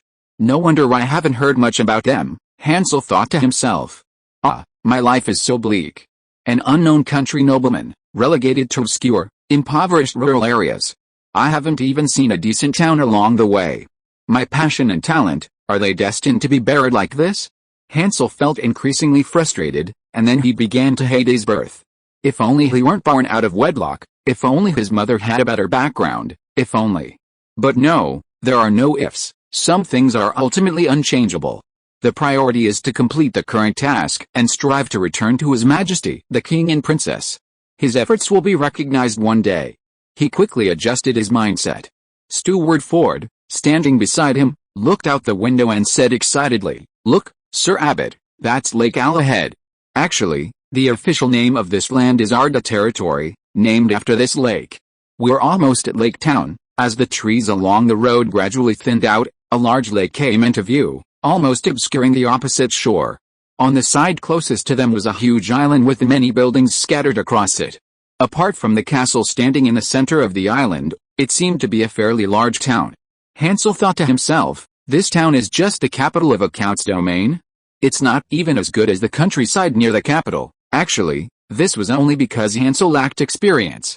Many lords of this era built their castles like this, either on cliffs or on isolated islands surrounded by water, places that were easy to defend against, protecting them from bandits, rebellions, and even the covetousness of neighboring lords. However, young nobles like Hansel, from the capital, generally hadn't ventured far from the vicinity of Crystal Radiance Castle. Even when they did travel, they followed bustling trade routes, so they hadn't seen anything like this. Walking to the lakeside, they discovered a huge floating bridge. The bridge was constructed by piecing together specially made boats, suggesting that if an enemy attacked, the bridge could be quickly dismantled, preventing the enemy from crossing. Should we get off and walk to the island? Hansel was worried that the pontoon bridge wouldn't be able to support the carriage. Steward Ford, noticing his concern, laughed and reassured him, "Your Excellency Abbot, please rest assured, this pontoon bridge is very sturdy. A mere carriage will be no problem." Hearing the local's assurance, Hansel felt slightly relieved, but still nervously crossed the pontoon bridge in the carriage. Only after reaching the island did he finally relax. "Well then, Your Excellency Abbot, I need to report to the Lord first. Please follow my servant to the castle guest rooms to rest. I will arrange your meeting with the Lord immediately." "Yes, Steward Ford." The carriage slowly entered the castle gates, where Butler Philip was seen walking towards them. "Steward Ford, you're finally back." "Butler Philip, perfect timing. Take me to see the Earl." "Oh dear, I was just about to mention the Earl to you." "What happened?" Steward Ford's heart clenched. Could it be that Lemon's old injury had flared up again? "The Earl has taken his newly recruited soldiers out for some kind of training exercise. He probably won't be back in Lakeside Town for a few more days." "What? You're just letting him take a bunch of greenhorns out like that? Don't you know how rampant the pirates are outside? We've said everything we could, but nothing worked. We had no choice but to have Lord Claude and the castle guards accompany him for protection." Butler Ford was relieved and immediately said, "Quickly send someone to find the Earl. Tell them a royal envoy has arrived and is awaiting an audience." "Yes, I'll send someone to find him right away." Butler Philip bowed to Hansel and hurried away. Butler Ford turned to Hansel and said, "I'm very sorry, Lord Abbot, it seems I'll have to keep you waiting for a while." "That's all right. Since the Earl can't return for the time being, if you don't mind, may I take a stroll around the area?" "Of course. You are a distinguished guest from afar. Please make yourself at home. However, I also need to go home, so I won't accompany you any longer." Then, Steward Ford assigned his personal servant to be Hansel's guide, and took his leave to go home. Hansel wanted to have a drink, so he instructed the guide to take him and Tom into the town's tavern. The tavern was quite crowded, and the guests were engaged in lively conversation when suddenly a well-dressed young man walked in. Some knowledgeable people could tell from his attire that he was undoubtedly a nobleman. The servant accompanying him was Steward Ford, and his bowing and scraping further confirmed that this man was no ordinary person. The conversation in the tavern immediately quieted down. "Boss, give me 3 beers, and I hope the glasses are unused." Yes, sir. Please wait a moment, I'll prepare them right away." The tavern owner, in his 40s, had never been so close to a nobleman from out of town before, and hurriedly went to prepare the beer. People from small towns are so ignorant, Hansel chuckled inwardly. He found a seat by the window, had Tommen spread a cloth on the seat and table, and then sat down. Taverns were great places to gather information, and since he was already there, he didn't intend to just sit and drink. But how should he ask? Just then, the owner brought over 3 beers. He took one for himself and then had Tommen and the flattered guide share the remaining 2. He surveyed the customers around him, noticing that most people were avoiding his gaze, afraid of offending the nobleman with some impolite action. Only one person was acting suspiciously, occasionally sneaking a glance at him. "You, come here." "Yes, you, the one in the leather hat, me." The young man pointed at by Hansel quickly went from astonishment to fear. Had he angered the nobleman by peeking? What should he do? Would he be beheaded? The people around the young man quickly distanced themselves from him, fearing they might be caught in the crossfire. He approached Hansel tremblingly, stopped, and immediately knelt down, tears streaming down his face as he kowtowed desperately. "My lord, I was just curious, I really meant no harm. Please, for my sake." All right, look how frightened you are. I don't want to do anything to you. I just wanted to ask a few questions and gather some information. Get up." The young man stood up as if granted a reprieve. "Sit there." Hansel pointed to the empty seat beside him. "This, how could I dare? If the Baron tells you to sit, then sit." The servant Tommen promptly played the role of a lackey. The young man had no choice but to sit down, thanking him profusely. "Tell me, is the situation with pirates really that serious right now?" "Yes, although they haven't appeared around here yet. The more people talk about it, the more frightened they become. Now, even traveling between villages requires a large group of people. Is your lord just letting them do as they please?" "No, you've probably heard that the old lord died while fighting pirates. The new lord took over and immediately announced the recruitment of soldiers. He'll be holding them accountable, both officially and personally." "I heard your new lord is still just a child." "Yes, I don't know if he can shoulder the responsibility. To be honest, young Master Paul, that's our current young count, he was spoiled rotten by the old count when he was little. And he's been mischievous for quite a while." The young man suddenly fell silent. The person in front of him was also a nobleman. To speak ill of another nobleman, especially his own lord, in front of him would only cause trouble. Hansel smiled, had the waiter bring the young man a beer, and reassured him. After inquiring for a while, he suddenly realized that the young lord here was quite an interesting person. For example, at the beginning of his reign, he decreed that urination and defecation in public were prohibited. Besides encouraging every household to build their own toilets, he also personally funded the construction of several public toilets in the town. He also forbade people from dumping waste and garbage into the lake, instead placing large boxes called garbage bins at intervals along the streets. Pedestrians and residents were required to dispose of their garbage in these bins, and the Lord's Manor would organize a daily cleanup. Hansel thought more highly of this young lord. "That's quite impressive. I didn't expect a mere country lord to be more refined than the nobles of the capital. I hope he doesn't have the many flaws of those country bumpkin nobles." He stood up, gave the young man a few coins, and told Tommen and the guide to continue exploring other areas. Chapter 11: The Royal Commissioner Who Recruits Men. An argument was underway. "My lord, I still feel it's inappropriate," said Captain Holman, a former family knight who had brought his company for rotational training. "Don't try to persuade me, Holman. This has been going on for a while now. How can we give up halfway?" "But I still maintain that teaching soldiers to read is completely unnecessary. They only need to understand orders." "No, I want to create a different kind of army. The first difference is that the soldiers are knowledgeable and have their own thoughts." "All right, let's not discuss whether they are qualified for education, but have you considered whether they will still be willing to be soldiers after they have learned? Will they still be willing to be at your command?" "I will make military service an honorable profession. Of course, I don't mean the kind of military service in noble circles, but a military profession truly belonging to the common people. If even then, they still want to break away from my leadership, then it only proves that I am not qualified." "What? That's absurd. Please forgive me, Earl, my rudeness. But you are their lord. What right or wrong is there to question your qualifications? Ruling them is both a right and an obligation, as natural as the rising and setting of the sun." "All right, Holman, my mind is made up. We've been going on for so long, are you going to make me retract my orders? That would be like slapping myself in the face." Seeing Holman was about to continue arguing, Paul raised a hand and said, "That's settled then. I need to return to town immediately to meet with a royal envoy. I'll probably be gone for a few days. Hopefully, when I return, The soldiers of the 2nd Battalion will not only be physically fit but also able to read and write their own names. Having personally acted as a mentor, Paul dared not set his expectations too high.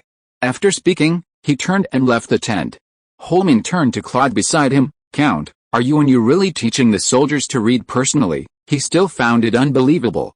Claude shrugged and smiled wryly. "When I first heard his plan, I almost thought I was dreaming. Our little Count always does things beyond reason." Paul arrived at the blacksmith's tent. "How is the musket project going?" Blacksmith Herman was fiddling with something with several colleagues. Seeing Paul enter, he immediately stood up and bowed, saying, "Your Excellency, we're working on improving the flintlock trigger. Because we're not mechanics, it's proving difficult," he honestly said. "The trigger I have now will probably result in a very high misfire rate." Paul nodded. On Earth, when flintlocks were first invented, due to inadequate steel and shrapnel manufacturing techniques, the flint often failed to produce sparks, or the sparks were insufficient to ignite the gunpowder, leading to an extremely high misfire rate, which was understandable. It seems that technological development really can't be achieved overnight. He picked up a matchlock musket that had already been made and examined it closely. The structure was very rudimentary. There was no front sight or rear sight, only a barrel, stock, powder bath, and trigger. But it was indeed a real firearm. Although it was largely similar to a flintlock musket, the firing mechanism of the matchlock musket was much simpler. The breech mechanism consisted of a serpentine lever and a trigger. The serpentine lever held the match cord.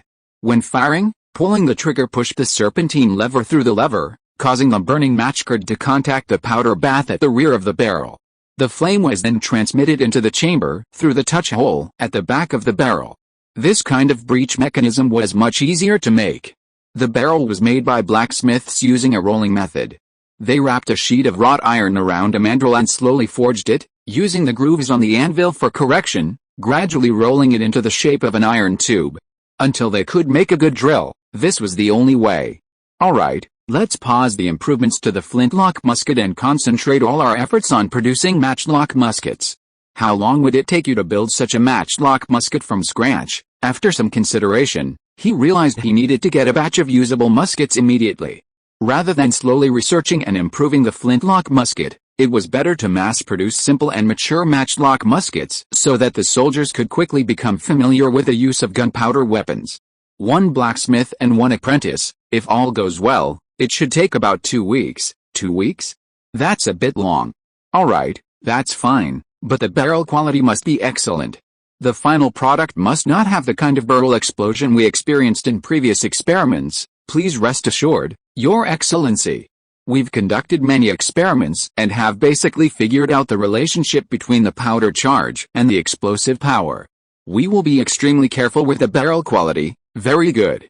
I need these muskets urgently, so we must increase production. I will allocate a batch of apprentices and a carpenter specializing in making stock to you. You must carefully teach them the skills of musket manufacturing. Don't hold back. Whoever teaches one to a satisfactory level, I will reward them with 2 months' wages. The blacksmith's eyes widened. This was quite tempting. The Earl continued, "Furthermore, once we have more manpower, I suggest you all assign tasks. Each person should be responsible for crafting only one component. Those who make barrels should focus on barrels, those who make bolts on bolts, and those who assemble should focus on assembly. Assign more people to complex tasks and fewer to simpler ones. However, the parts for the muskets must be interchangeable. You should designate a specific person to be responsible for measuring and inspecting the dimensions of the parts. This will ensure proper assembly and facilitate future maintenance and repairs after the troops are equipped. Since the matchlock musket has a relatively simple structure and doesn't require high precision, he wanted the craftsmen to try this new way of working." Everyone nodded in agreement, followed by another round of flattery praising the Earl's foresight. "Gentlemen," the Earl said sternly, "I will assign someone to track your finished product rate and defect rate. This will affect your wages. If the defect rate is too high, you might receive some minor punishments." Everyone broke out in a cold sweat. Having been in the military camp, they had already witnessed the minor punishments given to the new recruits. Around 2 p.m., a strange army arrived in Lakeside Town. After haphazardly crossing the pontoon bridge, the army marched with unbelievably orderly steps along the central street towards the Lord's mansion. Once inside town, maintain focus, strictly adhere to formation, No looking around, no whispering, Company Commander David shouted, then continued chanting 1, 2, 1. Curious townspeople lined both sides of the street. Their boldness stemmed from the fact that they recognized their lord, Paul, as the leader of the army. They realized these were the new recruits the young earl had taken out of town for training a while ago. Hey? Isn't that so-and-so from so-and-so's family? Wow, it's been so long, I almost didn't recognize him. He used to be all wrinkled and shriveled, how come he's become so strong? Yeah, my neighbor's youngest son is in there too. He used to be so frail, but now he's got the energy and spirit of a completely different person. This formation is so well organized, the old guard can't compare. Similar comments kept coming from the crowd. Makarov, walking in the formation, secretly felt smug. Getting stronger is nothing, I can even read now. You'll be shocked if I told you, but strict military discipline kept him on his guard, not daring to show it. The formation marched up the small hill on the north side of the island and finally stopped in front of the Lord's castle gate. Halt! At ease, Company Commander David shouted. His lordship, out of consideration for your hard training, has given you an afternoon off. You are free to roam the town. Reconvene at the old camp gate before sunset. Memorize all the disciplinary regulations. If anyone gets caught by the disciplinary officers, I will give them a good beating. Long live the Lord! The soldiers cheered and dispersed in groups. Having just received their pay, many who weren't used to saving money were now eager to spend it. After the soldiers had left, Paul rode into the castle gates. The old steward, having been notified, immediately came out to greet him. Young master, the envoys are waiting for you in the hall. Good, I'll go see them immediately. Upon arriving at the castle hall, he found that in addition to the envoys from the capital, Steward Ford and Battalion Commander Bryce were also inside. The three men stood up and saluted the Lord as he entered. Your Excellency, this is the envoy from the capital, Baron Hansel Abbott. Baron Abbott, this is our new Lord of Arda, Earl Paul Gleman. Steward Ford introduced them. The new lord was even more inexperienced than he had imagined. Hansel bowed slightly in greeting. Your Excellency Earl Gleman, I have come to your land on the orders of the royal family. On one hand, I convey His Majesty the King's decree. Congratulations, you are now the officially recognized Lord of Arda by the kingdom's government. On the other hand, I will be stationed in your territory on behalf of the royal family. You have probably heard about the recent situation, so many royal representatives have been dispatched to various places to strengthen the ties and unity among loyal subjects like yourself. Paul gave Hansel a brief look. He was of medium height, slender, and dressed very elegantly. His gray hair was meticulously groomed, his face was fair and beardless, and his eyes gave him a very shrewd look, with a hint of arrogance. He said gratefully, "Thank you for your trust, Your Majesty. I will certainly live up to your expectations." Since everyone was waiting for the Lord's return, no one had eaten lunch. So, the host and guests sat down in the dining room and ate and talked. However, a dispute soon arose. But sir, please forgive my rudeness, I have taken the liberty of visiting your territory. According to my observation, the threat posed by the pirates is not as serious as I imagined. I believe the most urgent task is to organize a loyal army to join Her Highness the Grand Princess's army in suppressing the rebellion. Although the Grand Princess has granted you permission not to send troops, protecting the royal family is, after all, a subject's basic duty. What are you saying, envoy? Our old earl has already sacrificed himself in the fight against the pirates. Isn't that serious enough? We cannot agree, Bryce retorted loudly from the side. Forgive my bluntness, but if the old earl hadn't provoked the pirates, none of this would have happened. Hansel was slightly displeased that a commoner dared to interrupt, and that he was already dining at the same table as a nobleman. What about the safety of the town and its people? Hansel said with a hint of disdain. Even if you gave the pirates 10 times the courage, they wouldn't dare attack the town in the middle of the lake where the lord is located. That would incur the collective wrath of the surrounding nobles. As for the lives of the commoners in the border areas, why bother with such concerns? Bryce's face flushed red as he wanted to retort, but there were some things he dared not say. Whether in the other party's eyes or in his own heart, he was still a commoner. The huge difference in status made him quickly calm down and restrain himself. A living class education, a certain earl who had not yet developed the consciousness of the ruling class, sighed repeatedly in his heart. He tried to smooth things over, saying, "The last pirate campaign failed and the casualties were quite heavy. We recruited a batch of new recruits to supplement the army. With the current level of training, they can't do anything. Let's talk about everything after the new recruits are fully trained. Hansel was very unhappy after hearing this. He just wanted to trick them into becoming cannon fodder. What's the point of training them? In the end, he just didn't want to go. My lord, please allow me to remind you of a vassal's primary duty to his sovereign.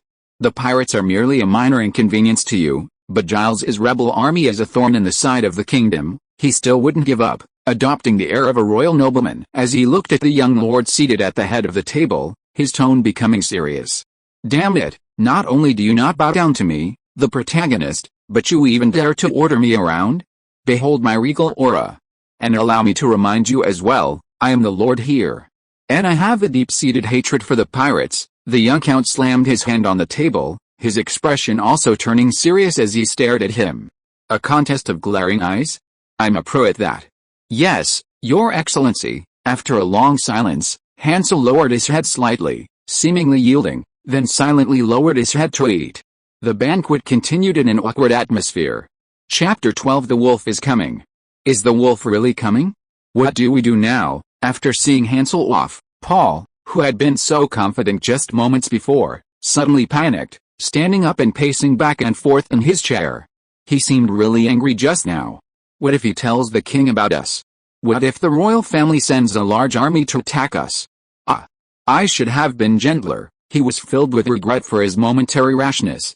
A wave of helplessness washed over everyone. Weren't you so imposing just now? Why are you so flustered now, my lord? Calm down. Calm down, Steward Ford reassured him. You did the right thing just now. To be blunt, for a remote family like ours, if the officials of the heraldry don't check, the king might not even remember us. He wouldn't expect much military support from such a remote territory. Besides, Her Highness the First Princess personally granted us permission not to come to the king's aid. It's probably just that Baron Abbott is eager to make a name for himself, which is why he asked us for troops. Even if it gets to His Majesty, he won't make a big fuss about it. Alright, even so, it was a reassuring yet embarrassing truth. Was he really just an ant? He didn't even have the power to anger an elephant. So, all we need to do is silence Baron Abbott. Silence him? Fine, then let's go all out. Go all out? You don't mean, old Ford exclaimed in surprise, making a throat-slitting gesture as he spoke. Absolutely not. That would be slapping the king in the face. Oh dear, what are you thinking? I just want to put on a show for him, to let him know that we really can't send troops right now. How dare a mere country noble speak to me like that? Back at his lodgings, Hansel couldn't hold back any longer after closing the door. Who am I? I am His Majesty the King's representative. My words are His Majesty's will, my face is His Majesty's face. Too arrogant, too arrogant. Composure, composure, I must maintain my composure, I can't stoop to the level of a mere child. He paced back and forth, pondering his next move. Before Gleman returned, he had already investigated the town. Although the pirate invasion had penetrated deeper than before, it was still far from Lake Town and posed no real threat to his rule. Once the pirates retreated, he could simply continue collecting taxes. Wasn't that what all the nobles did? Why was this family so stubbornly clinging to the noble obligations established by Rodney I? Oh, Lord of Light, have pity on him. People would laugh at him if word got out. If force doesn't work, perhaps a softer approach could be used. Aren't children always fascinated by chivalrous legends and heroic tales? Perhaps we could start from that angle, Hansel continued, stroking his chin in thought. Sigh, I wonder how others are doing.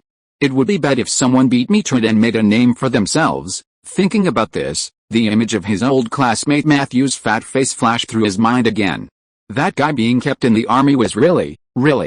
I'm not jealous, he reminded himself silently. I'm just worried he might neglect his duties or speak ill of her to the eldest princess, even though he probably won't even have the chance to see her. Lost in thought, Hansel was about to go to bed when he suddenly heard a commotion outside. He looked out the window and saw flickering lights and people shouting loudly. He quickly summoned a servant and told him to go out and find out what was happening. A few minutes later, Toman returned, flustered, and said, Young master, something terrible has happened. The patrol has spotted pirates outside the town. The Lord has personally led the army to repel them, and the guards are all over the streets notifying residents to prepare for self-defense. Which pirates are so audacious? Daring to attack a lord's territory, Hansel was utterly incredulous. Just then, someone burst in carrying a knife. Damn it, this idiot lord is so weak, letting someone attack his own home. Don't kill me. That lord's room is on the second floor, I have nothing to do with him, Hansel screamed in terror, trying to crawl under the bed. Your Excellency, I am a guard from the Lord's manor, the man said, barely suppressing a laugh. The pirates are attacking, and the Earl says they might not be able to hold them off.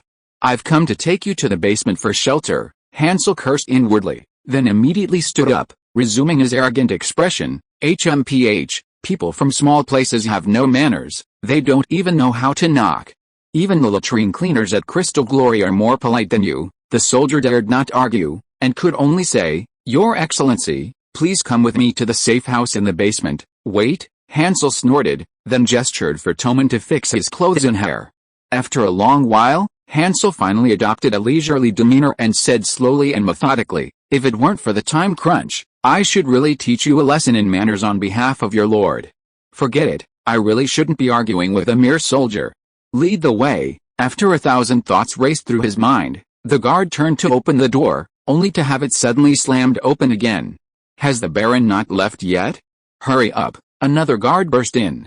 The first guard turned and urged, Baron, hurry up. I was holding your hand, Where is he? He turned his questioning gaze to Hansel's servant, and Toman awkwardly pointed to the bed. The guard looked and saw that the edge of the sheet near the floor was shaking incessantly. On the outskirts of town, Paul had been directing a company of soldiers in a showy display of commotion.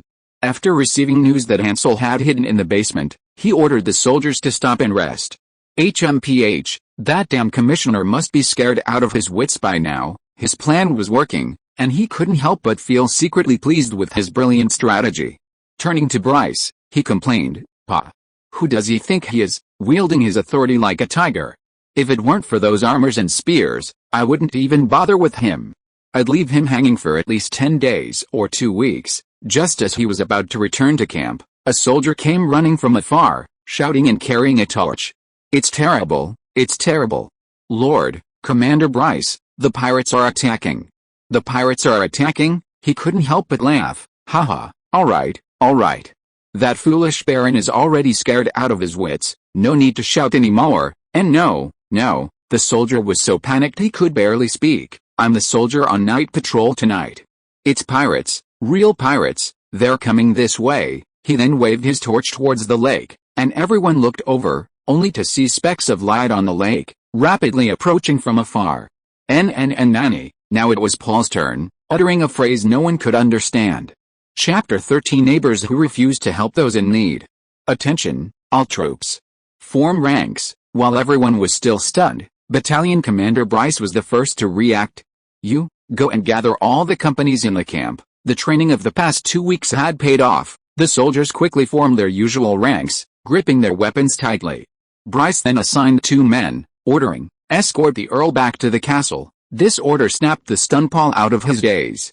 He loudly refused. No, I want to stay here. Bryce didn't bother to persuade him, focusing all his attention on the small boat on the lake that appeared to be pirates.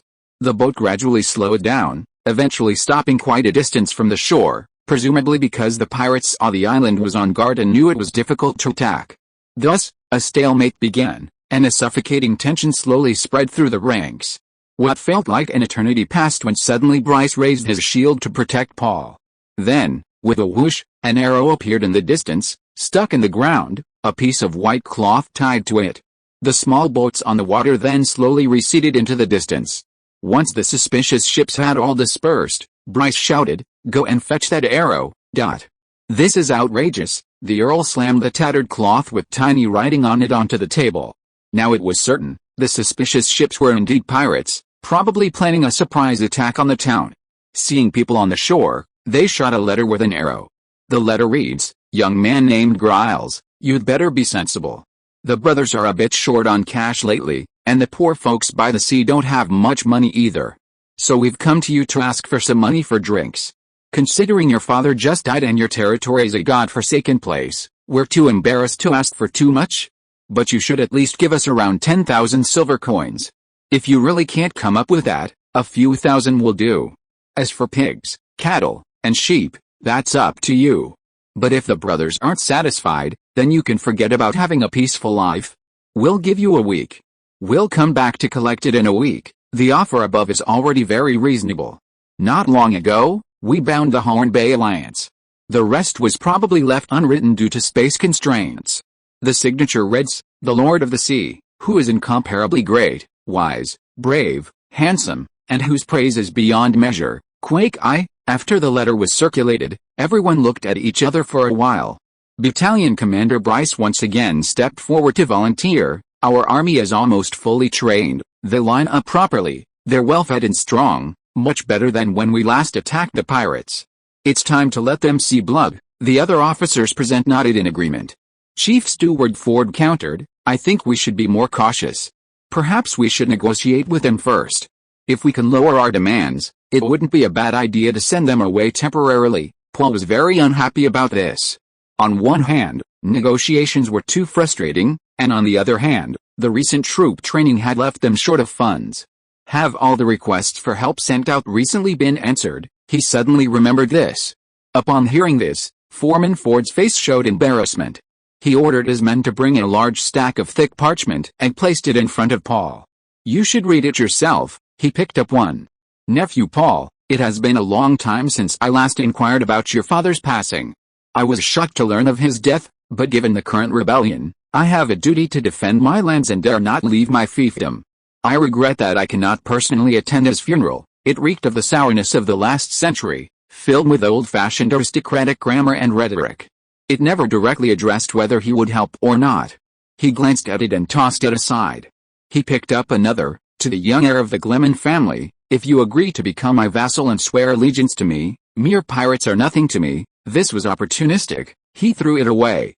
He picked up another letter. "Little Paul, they're just pirates, why bother with them?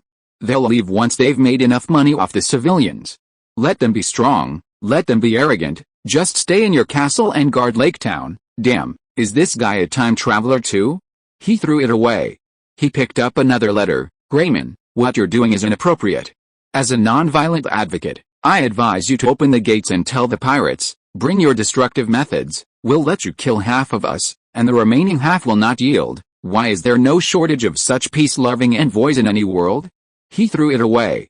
He picked up another letter. "My dear brother Paul, it's not that I don't want to help you, but recently some scoundrel royal representative came to my place, using a mix of coaxing and intimidation, and he conscripted all the soldiers in my territory." He glanced mockingly at Hansel, who was sitting in the audience, and threw it away.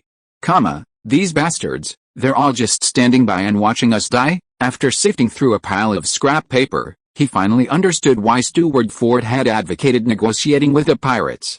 After much deliberation, he finally agreed to the officer's request to wage war against the pirates. "Your Excellency, gentlemen, we first need to ascertain the pirates' movements. Therefore, we need to send the cavalry company out to scout, focusing on both banks of the Vis River. The pirates just arrived here, they certainly haven't gone far in one night. Recall the 2 companies from the recruit training camp. Some men need to stay behind in Lakeside Town." The group gathered around a medieval-style, disproportionately scaled map of the territory, pointing and discussing the battle plan. The final decision was that the Internal Guard and 1 infantry company would remain in Lakeside Town, while the remaining 3 companies would assemble and advance along the Vis River towards the coast to settle scores with the pirates. After finalizing the plan, they arranged for increased vigilance and patrols, and then everyone went back to rest. After a sleepless night, the pirates' divine intervention confirmed that it was indeed inconvenient for Arda to send troops, which shut Hansel up. After all, he was going to stay there for a long time, and he wouldn't be able to have any peace until he dealt with these pirates who dared to attack the Lord's territory. When he woke up, he received a report that the pirates had been spotted. They hadn't gone far, and it was estimated that they wanted to plunder a nearby undefended village. Chapter 14 Dragon Charging In. Don't be a pig rushing in. At noon, 2 companies from the recruit training camp arrived at Lake Town. Scouts reported the pirates hadn't gone far. After assembling all the planned troops, the entire army had a hearty meal, and Paul Gleman announced they would march in the direction of the pirates. By evening, they finally spotted the pirates. They had set up a camp by the river, with people cooking over a fire inside. There were about 400 or 500 of them. He thought to himself, They don't have a numerical advantage. But with the added advantage of modern military training methods, they're no match for this rabble. Form ranks. The company officers began directing their soldiers, changing from columns to lines. The pirates also noticed the approaching army, grabbing their weapons and rushing out of their camp, facing them with fierce readiness.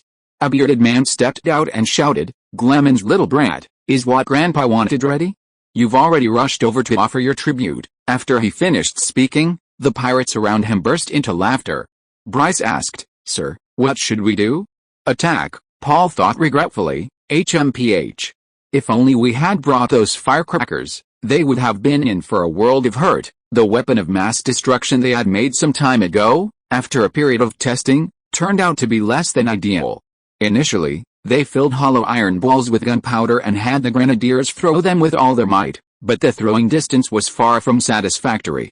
The explosion still posed a threat to the throwers, injuring many, and the misfire rate was extremely high. No wonder the grenadiers' throwing function in Total War Wheels was designed to be so useless. A volley of grenades wouldn't kill many people.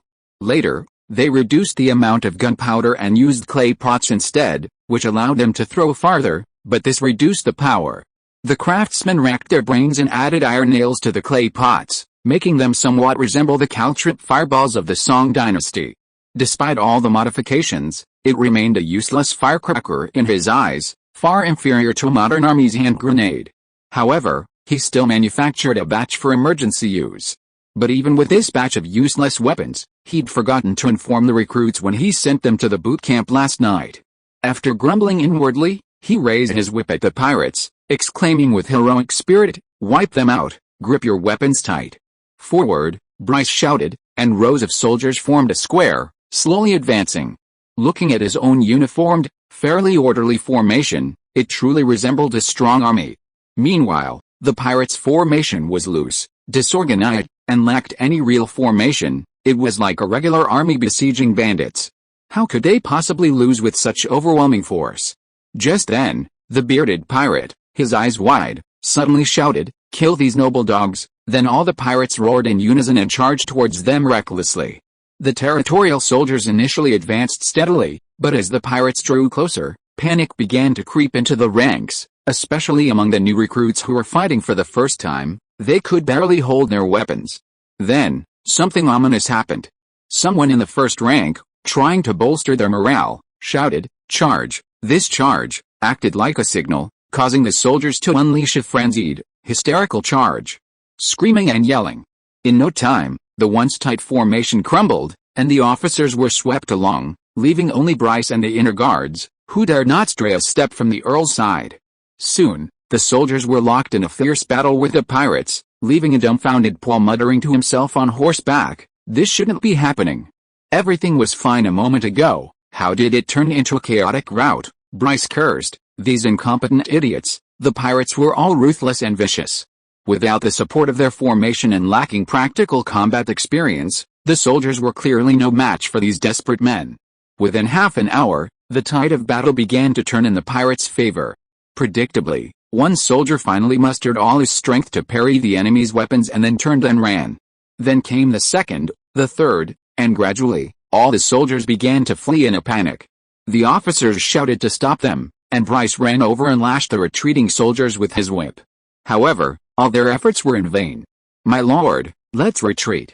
I'll lead the mounted platoon to cover the rear," Bryce said, seeing that the situation was beyond saving, and returned to the young Earl to suggest a retreat. The Earl glared at the bearded pirate still chasing the fleeing soldiers, his clenched lips loosening slightly before he reluctantly uttered, "Cavalry, cover the rear. Retreat." He then turned his horse around, whipped it hard, and the thrashing horse bolted back the way it came. Although still on horseback, "Follow me to cover the rear." Bryce, covering the rear, rallied his troops and retreated, finally shaking off the pirates. About an hour later, they caught up with Paul. After counting, including the missing soldiers, the unit had lost over 30 men and had more than 50 wounded. A disgrace. The Earl was on the verge of tears. Including his father's defeat, this was the second time they had been defeated by pirates. If word got out, his family would become a laughingstock in the Northwest Bay. He gritted his teeth. "Find those two bastards," Bryce asked, puzzled. "Those two bastards?" Which two? The one who shouted charge, without orders. And the one who retreated and ran away. I'll make them mine for the rest of their lives. Yes, Your Excellency. Let's go back to Lake Town first. We need to thoroughly analyze the lessons learned from this operation. That evening, each officer was required to write a battle summary, and then the young count went back to his bedroom and locked himself in. Just as the officers were racking their brains, Butler Philip heard the sound of things being smashed coming from the Lord's bedroom, but he didn't knock to ask. The young master really needed to vent. The next day, as soon as Paul arrived in the hall, he encountered an excited Bryce. Your Excellency, look who's back. Standing beside him were two men, an elderly man, probably around 50 years old and remarkably spry, and a young man who looked very young, probably around 20. Both bowed to him. And these two are Sir Schroeder and his squire Joyce, Owen Schroeder. You met him when you were a child. Oh, right, you weren't even that old then, the old man slowly said. Please allow me to introduce myself. Any readers willing to leave a comment? Playing single-player games is so boring, Cap. Of course, votes would be even better. Oh. If you are listening to this novel on a channel other than Fanfic World, it means it was downloaded and re-uploaded without effort. We warmly invite you to visit our channel, Fanfic World. There you will find the original version of this story and many other novels of various genres. We look forward to seeing you dive into a world of incredible novels. Chapter 15 Firearms Demonstration. How many years has it been since I last returned? More than 10 years, hasn't it? The old knight gazed at his hometown, Lake Town, in the fading sunlight. His squire chuckled, haha, Lord Schroeder must be eager to see you back. I was just so excited, but then I realized that besides those old acquaintances I occasionally correspond with, I wonder if any other neighbors still remember me. A sudden, inexplicable sadness welled up within the knight, and his horse, as if sensing its master's thoughts, gradually slowed. The young squire comforted him. It's been more than 10 years, after all. Even if they don't remember, there's nothing that can be done. Anyway, you're not leaving anymore, you have plenty of time. They'll accept you again. You're right, Joyce. There's no use in being sad. Face it head on. Giddy up. The knight shook off his melancholy, flicked the reins, and the horse trotted happily again. But you, following an old man like me to this rural place, don't you regret it? Not at all. I still have much to learn from you. I won't leave until I've thoroughly emptied your coffers of knowledge. Oh? Then we'll see what you're capable of. Sir Bryce, oh no, I should say Commander Bryce, went to fight the pirates with the Lord, and hasn't returned yet, said Bryce's neighbor. Thank you. Schroeder thanked him, then turned to his entourage and said, it seems the pirate problem here has resurfaced. Well, let's go back to the old house and clean it up first, then we'll visit again when Bryce returns. So they headed towards Schroeder's old house. Along the way, Schroeder surveyed the streets of his hometown.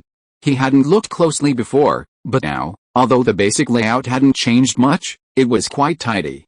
Every so often, there were signs labeled trash cans, presumably for collecting public garbage. Regardless of anything else, in terms of cleanliness alone, even the Imperial Street of the capital city couldn't compare. What's that? A boiler shop. What does it do? Is it a unique shop here? The squire Joyce noticed a shop he'd never seen before. I don't know, I don't recall ever seeing a shop like that before, the old knight replied, equally puzzled. Just then, they saw a group of people approaching on the floating bridge. After reaching the island in the lake, they didn't head towards the town's main street, but instead turned and disappeared down a side path. It seems the pirate campaign didn't go well. The knight and squire exchanged a glance, thinking the same thing simultaneously. And so, your grandfather paid off my family's debts, sponsored my studies in the capital, and later recommended me to join the Northern Legion at Long Ridge Fortress. In the castle hall, Knight Schroeder concluded his introduction. So, why did you return to Lakeside Town? When people get old, they think about returning to their roots, so I resigned from my military post and came back to settle down in my hometown. Sir Schroeder's words touched Paul slightly. Yesterday's defeat had dampened his excitement as a transmigrator by more than half. He wondered if he could ever return to his former hometown. Your family has been a great benefactor to me. I heard about your father's fate and felt deeply saddened. Please allow me to join your ranks to avenge the old count and contribute to the peace of our hometown. Speaking of the old count, the old knight's face showed grief and indignation. Just moments ago, The old count had boasted in his letter about his excellent health, and now he was gone. Those damned pirates.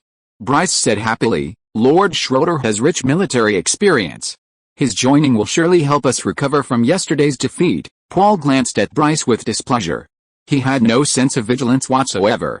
How could military secrets be revealed to outsiders so casually? It seemed he needed to strengthen security training within the army.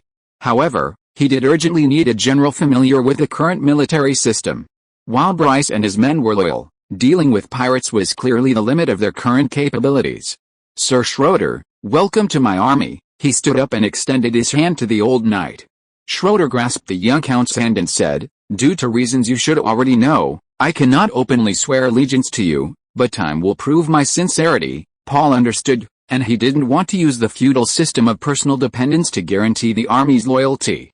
Accompanied by the others, Sir Schroeder visited the long-dormant old count at the family cemetery, after which he requested to inspect the current troops in the territory.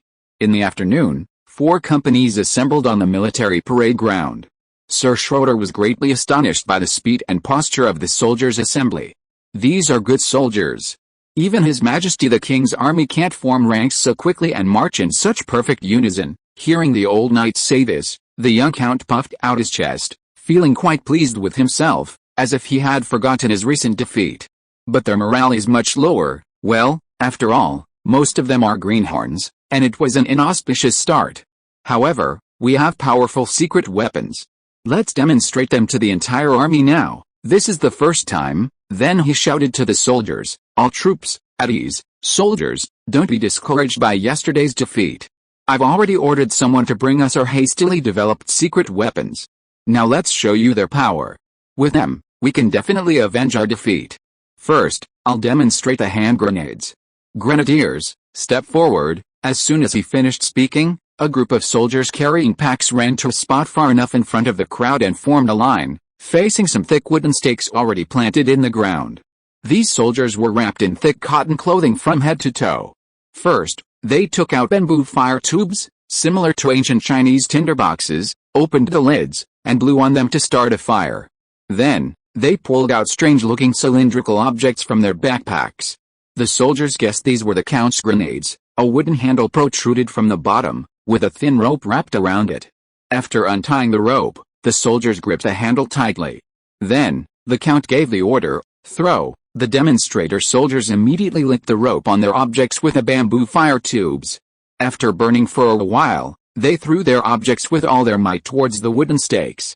The grenades exploded among the stakes with loud bangs. Some exploded upon landing, others before even hitting the ground, scattering fragments everywhere, and plumes of white smoke rose from the stakes. Those unfamiliar with the development of new weapons were startled by the explosions, but then realized that the explosions they often heard during basic training were caused by these very objects. A heavily armored soldier checked the pile of wooden stakes, confirmed there were no unexploded ordnance, and gave a signal that it was safe. Paul then ordered the ranks to disperse, allowing officers and soldiers to come and observe the effects of the new weapon. The men, holding their noses and enduring the pungent odor, approached the stakes. They exclaimed in amazement, noting that a tremendous force seemed to have driven the shrapnel, mainly the nails embedded in the grenades, deep into the stakes. If such a weapon were thrown into a crowd, someone lightly dressed would be severely injured, if not killed. Imagine the unfortunate sight of someone getting hit in the face. It was too gruesome to conscript.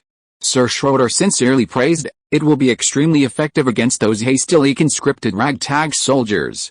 Throwing a few will scatter them. Next, I'll demonstrate the second weapon.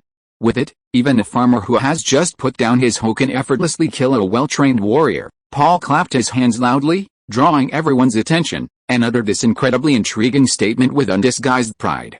2 thick iron plates were fixed to the ground, and then 2 soldiers carrying matchlock muskets appeared. The crowd was quickly drawn to the strange weapons in their hands. The 2 soldiers stopped 10 meters from the steel plates and, following pre-rehearsed procedures, took out a small bottle containing gunpowder. They opened it, filled the powder well at the back of the barrel with some gunpowder, and closed the lid. Then, they stood the musket upright, poured the remaining gunpowder from the bottle into the barrel, took out a lead bullet, loaded it into the barrel, pulled out a linchpin from under the barrel, and inserted it to tamp the gunpowder and bullet together. Finally, They secured the burning end of the matchlock to the matchlock clip on the serpentine bolt head. The powder well had effectively prevented the matchlock from accidentally touching the priming powder and causing a misfire. Aim. Upon hearing the command, the two soldiers pointed their muskets at the iron plates in front of them, striking a pose that, to the onlookers, resembled that of crossbowmen aiming. Fire. The soldier closed his eyes, pulled the trigger, and the powder chamber lid opened. Simultaneously, the head of the serpentine rod swiftly fell towards the powder chamber, igniting the fuse. The fuse quickly burned, igniting the propellant in the barrel. With a bang, the barrel spewed forth a burst of fire and thick smoke. Looking in the direction the musket was aimed at, everyone saw a terrifyingly large hole in two iron plates.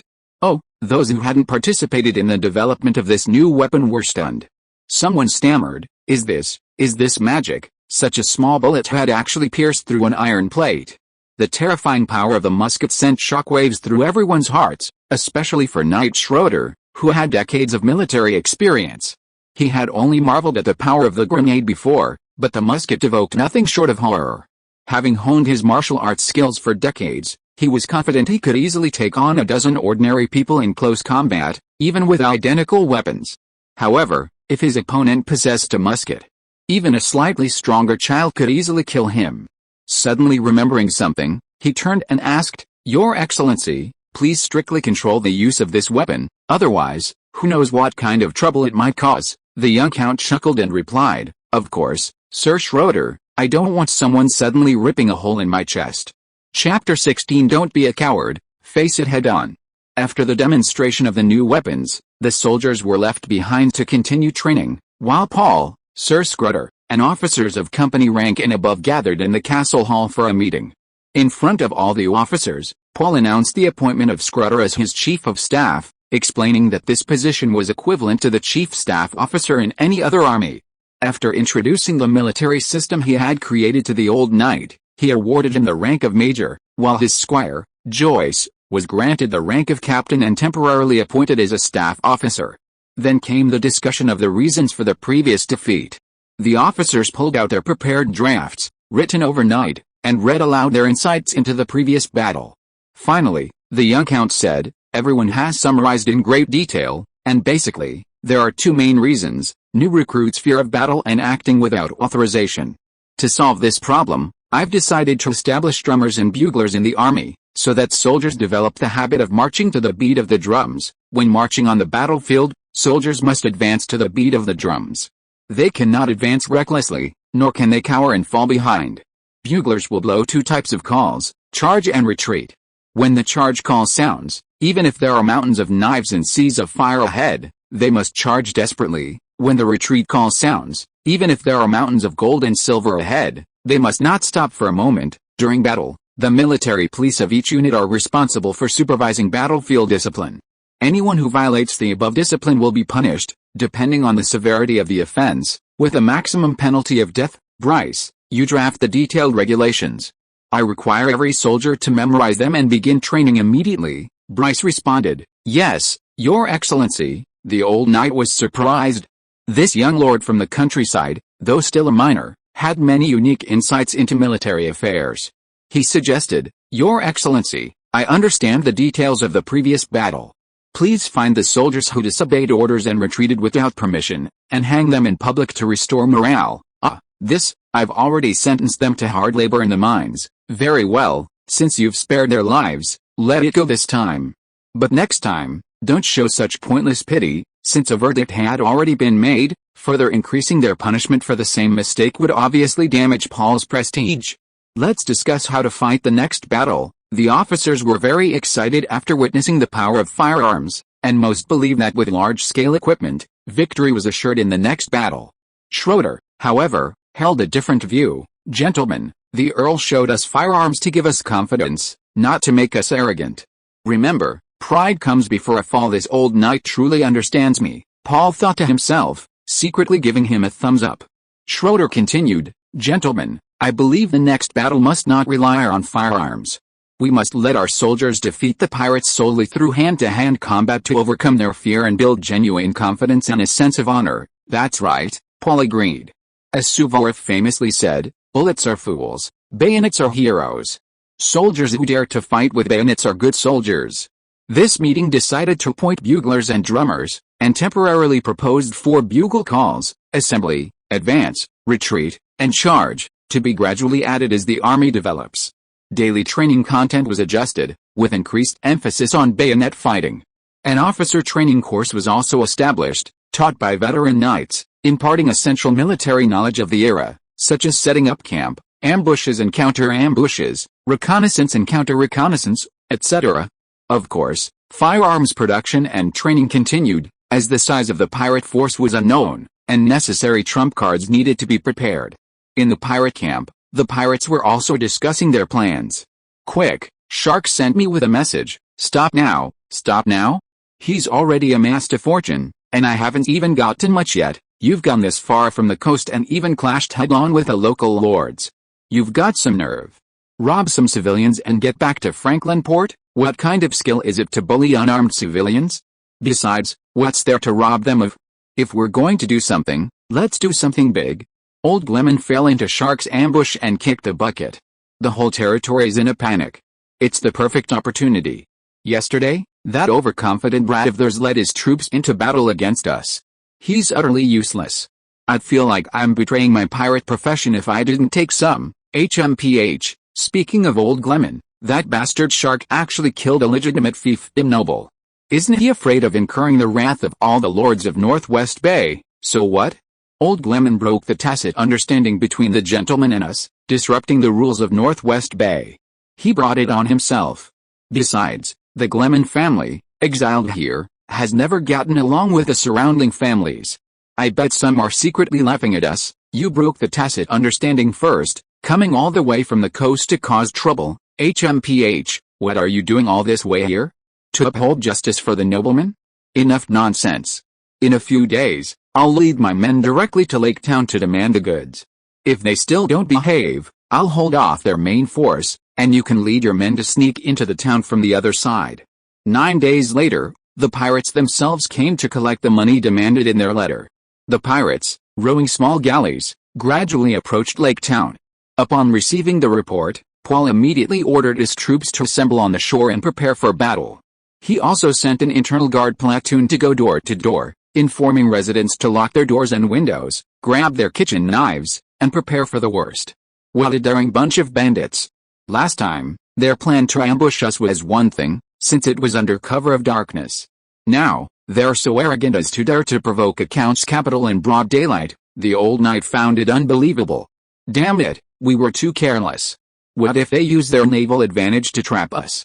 We should have evacuated the island's inhabitants sooner. The old knight was filled with regret for his carelessness.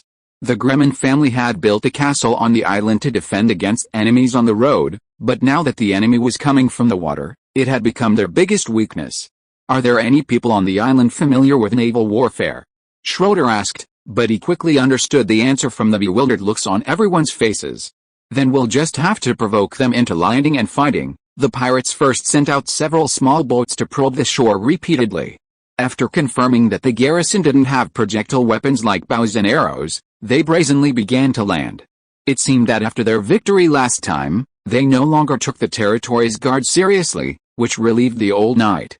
Seeing that the pirates outnumbered them considerably, the old knight, who had initially planned a surprise attack while the pirates were crossing the lake, objected when he consulted him. He argued that the pirates were excellent swimmers and would likely jump back into the water if things went wrong. Furthermore, he believed that if they encountered resistance upon landing, they would probably use their ships to blockade the island in the middle of the lake, slowly starving the civilians and soldiers there. What would they do then? Play a boarding maneuver with fishing boats? Alright, let's have a fair and square battle then. Paul gritted his teeth, then reiterated battlefield discipline to the entire army.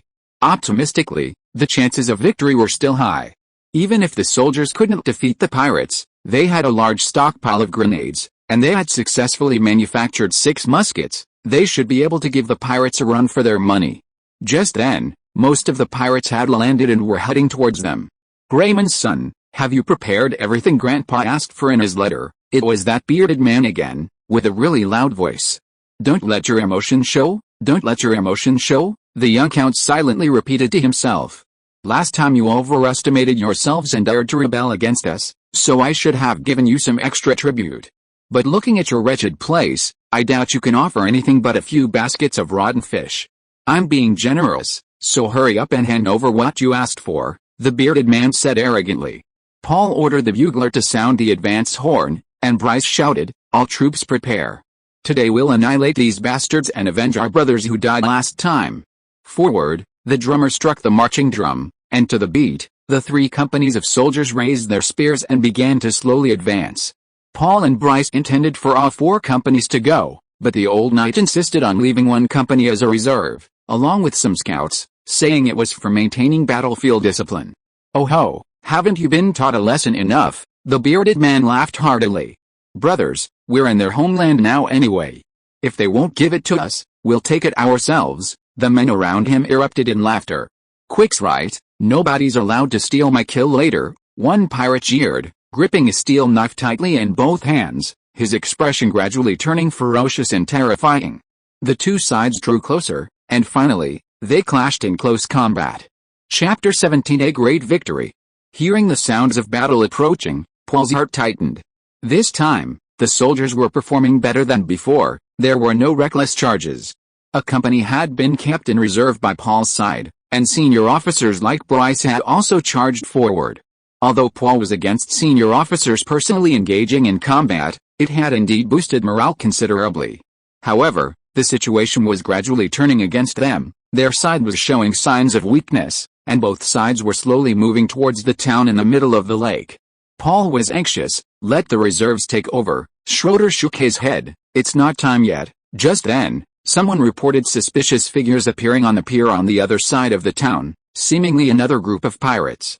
Schroeder said, "Let the reserves go." Paul sighed. "It's a good thing we kept the reserves, otherwise, it would have been terrible if another group of pirates had stormed into the town." The reserve company began to run quickly towards the other side of the town.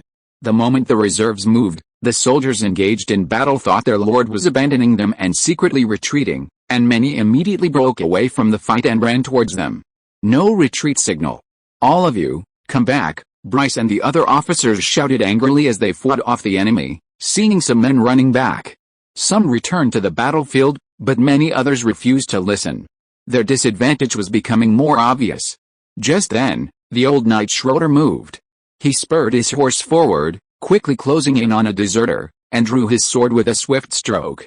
It was almost instantaneous, no one could even see his movement.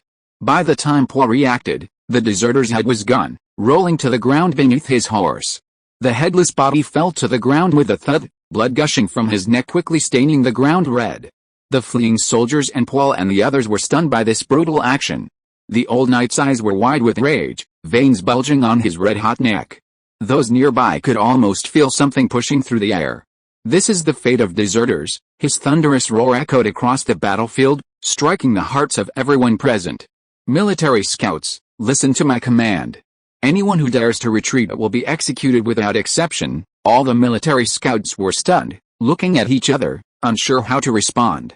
"Didn't you hear my order?" The knight turned to look at them, and his squire, Joyce, immediately drew his sword, pointing it at the still stunned scouts.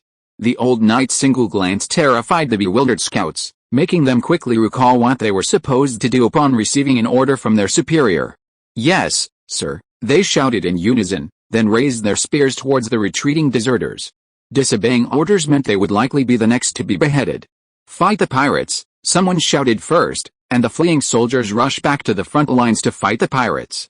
Since retreating meant certain death anyway, they might as well go back and fight the enemy to the death. Killing one would be enough, killing two would be a bonus. Even if they were unfortunate enough to die in battle, they could leave their families a substantial compensation. Earl Gleman was a man of his word. The battle line finally stabilized.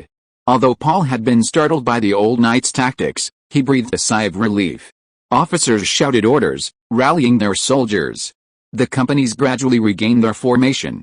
In terms of numbers, equipment, and organization, the army already held a clear advantage over the pirates. Now, with everyone determined to fight to the death, they immediately inflicted considerable casualties on the pirates. The results of their previous training were evident.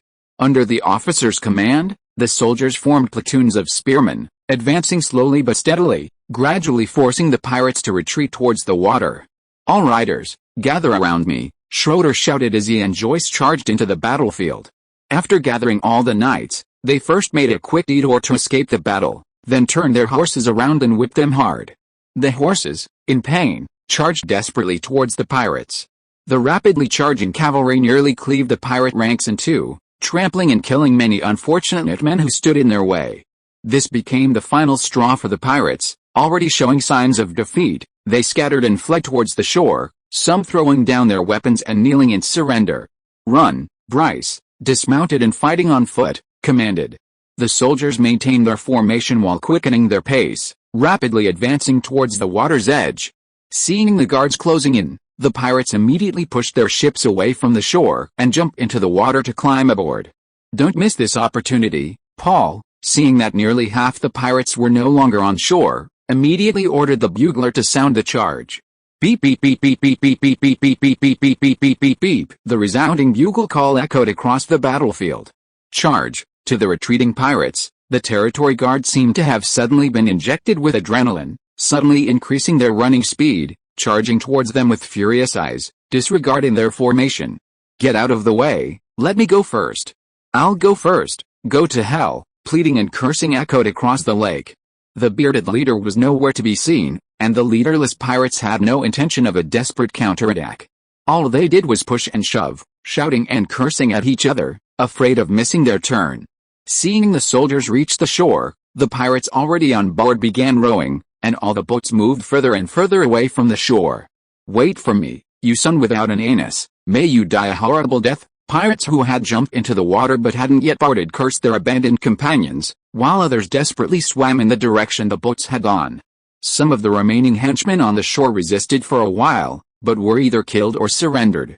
At this moment, a squad of soldiers rushed to the shore, the musketeers sent to beat the drowning pirates.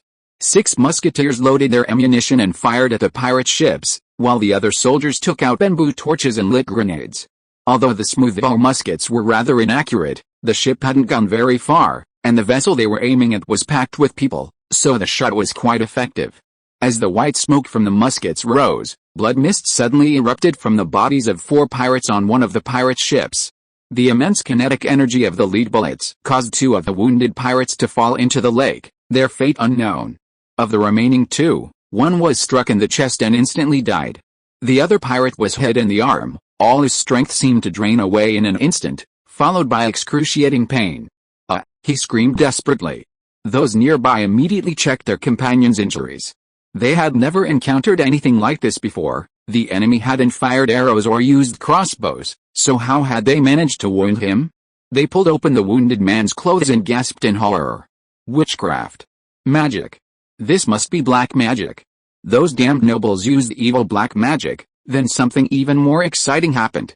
Some round objects flew in from the shore, each with a hissing, burning rope attached to it. Anyone with a brain could tell they couldn't be anything good. The pirates paddled with all their might to get away faster. The first grenade that arrived was thrown quite accurately, landing right above a ship. There was a loud bang, and it exploded before it even fully landed. The pirates right next to the blast point were blown to pieces, and the entire ship's pirates went into chaos. While the muskets hadn't attracted much attention due to their small number, the grenades made a huge commotion. Although about half of them landed in the water, the remaining half was enough to make the pirates feel like they were in hell. One grenade after another exploded, shrapnel and nails flying everywhere. The explosions and the pirates' screams echoed across the lake. "Blow me up, you sons of bitches," Makarov laughed as he threw a grenade at the pirate ship. Today's victory swept away the gloom of the previous defeat. He finally felt a sense of satisfaction. The pirates, enduring the explosions, rowed desperately, finally shaking off the firearms. Just then, a messenger from the reserve force that had gone to the other side of town reported that another group, suspected to be pirates, had only observed for a short while. Presumably seeing the larger and more prepared reserve force, they hadn't attacked and disappeared immediately after witnessing the bearded man's defeat. The reserve force was then ordered to remain on guard. After the great victory, all the officers and soldiers were extremely excited. Cheers echoed across the battlefield, and the long-standing pessimism that had weighed on the army finally dissipated. Once the enemy had disappeared from sight, The Count ordered the battlefield cleaned up and instructed the inspectors to proclaim 2 orders: all spoils must be turned over to the authorities, and prisoners must not be mistreated. At the suggestion of the old knight Schroeder, 2 cavalrymen set off in the direction the pirates had retreated to scout out the enemy's situation and prepare for a possible counterattack. Chapter 18: Interrogation of Prisoners. News of the pirates' defeat spread throughout Lake Town, and residents flocked to the town square to celebrate. The next day, the Earl ordered a victory parade. The troops, organized into company-sized formations, marched in unison down the main street into the square. A temporary reviewing stand was erected on the north side of the square, where Paul, Schroeder, Bryce, and other high-ranking officers reviewed the troops. The troops proceeded from west to east towards the reviewing stand. As they passed, the formations, at the command of their officers, instantly changed into a full-step march. The young men held their heads high, chests out, their faces radiating pride yet maintaining a serious demeanor.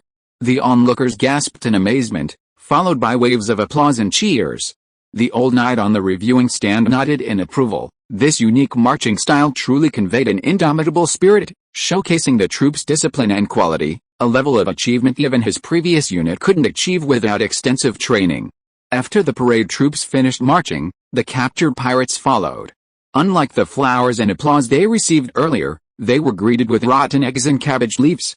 Because of them, the residents of Lakeside Town had been living in misery. Not only did those who went out to farm live in fear, but even the fishermen dared not stray too far from the shore when fishing on the lake. Given the significance of this victory, on the afternoon the pirates were defeated, Paul and a group of senior officers hastily drafted a temporary reward and compensation system, which was announced during the parade. All those granted temporary ranks would be officially promoted, and based on their performance in the battle, those who died in action would be awarded first-class merit, those seriously wounded would be awarded second-class merit, and nearly 100 others who performed outstandingly would be awarded third-class merit. Different material and monetary rewards were given according to the level of merit. For those who died in action or were seriously wounded and disabled, their families could receive a sum of 5 alder gold coins or other equivalent currency from the Lord's mansion. For ordinary families in the Northwest Bay region, this was a considerable sum of money. You sons of bitches of nobles, the bearded man, his hands bound behind his back, struggled and cursed as he was led into the hall. 2 soldiers slammed him to the ground. So, you're the great Quake. Paul looked at the defiant pirate captain with interest. In the previous battle, the bearded man had been trampled unconscious by his retreating men, trampled unconscious. Just thinking about it gave him a sense of revenge. You're your grandfather, tell him to watch his mouth. The sound of slaps echoed in the hall as a soldier delivered 2 blows, quickly swelling Quake's cheeks. The pirate captain's curses subsided. Tell us everything you know. How many of you are there? How much did you steal? Where are the other pirates? I'd rather die, hiss. I won't reveal, hiss, a single bit. Quake's face was bruised and swollen, and he could barely speak. He's got a tough bone to crack, doesn't he? Any ideas on how to get him to talk? The interrogators brainstormed, offering various methods of torture, and a series of hilarious events unfolded in the hall. First came whips and leg clamps. Then the tiger bench, chilly water, and water torture. Quake was thoroughly tormented. What? Still no talk? Since force didn't work, they tried gentler methods, tickling his armpits, pricking his feet. A barrage of insidious tricks were used on Quake. Oh, ah, oh, ha ha, ha ha, ah, oh, ha ha ha. With both gentle and forceful methods employed, the bearded Quake was tossed from one extreme to another.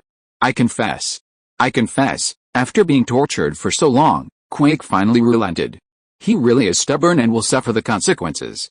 If he had just talked earlier, none of this would have happened. The young count chuckled sinisterly, like a villain in a movie.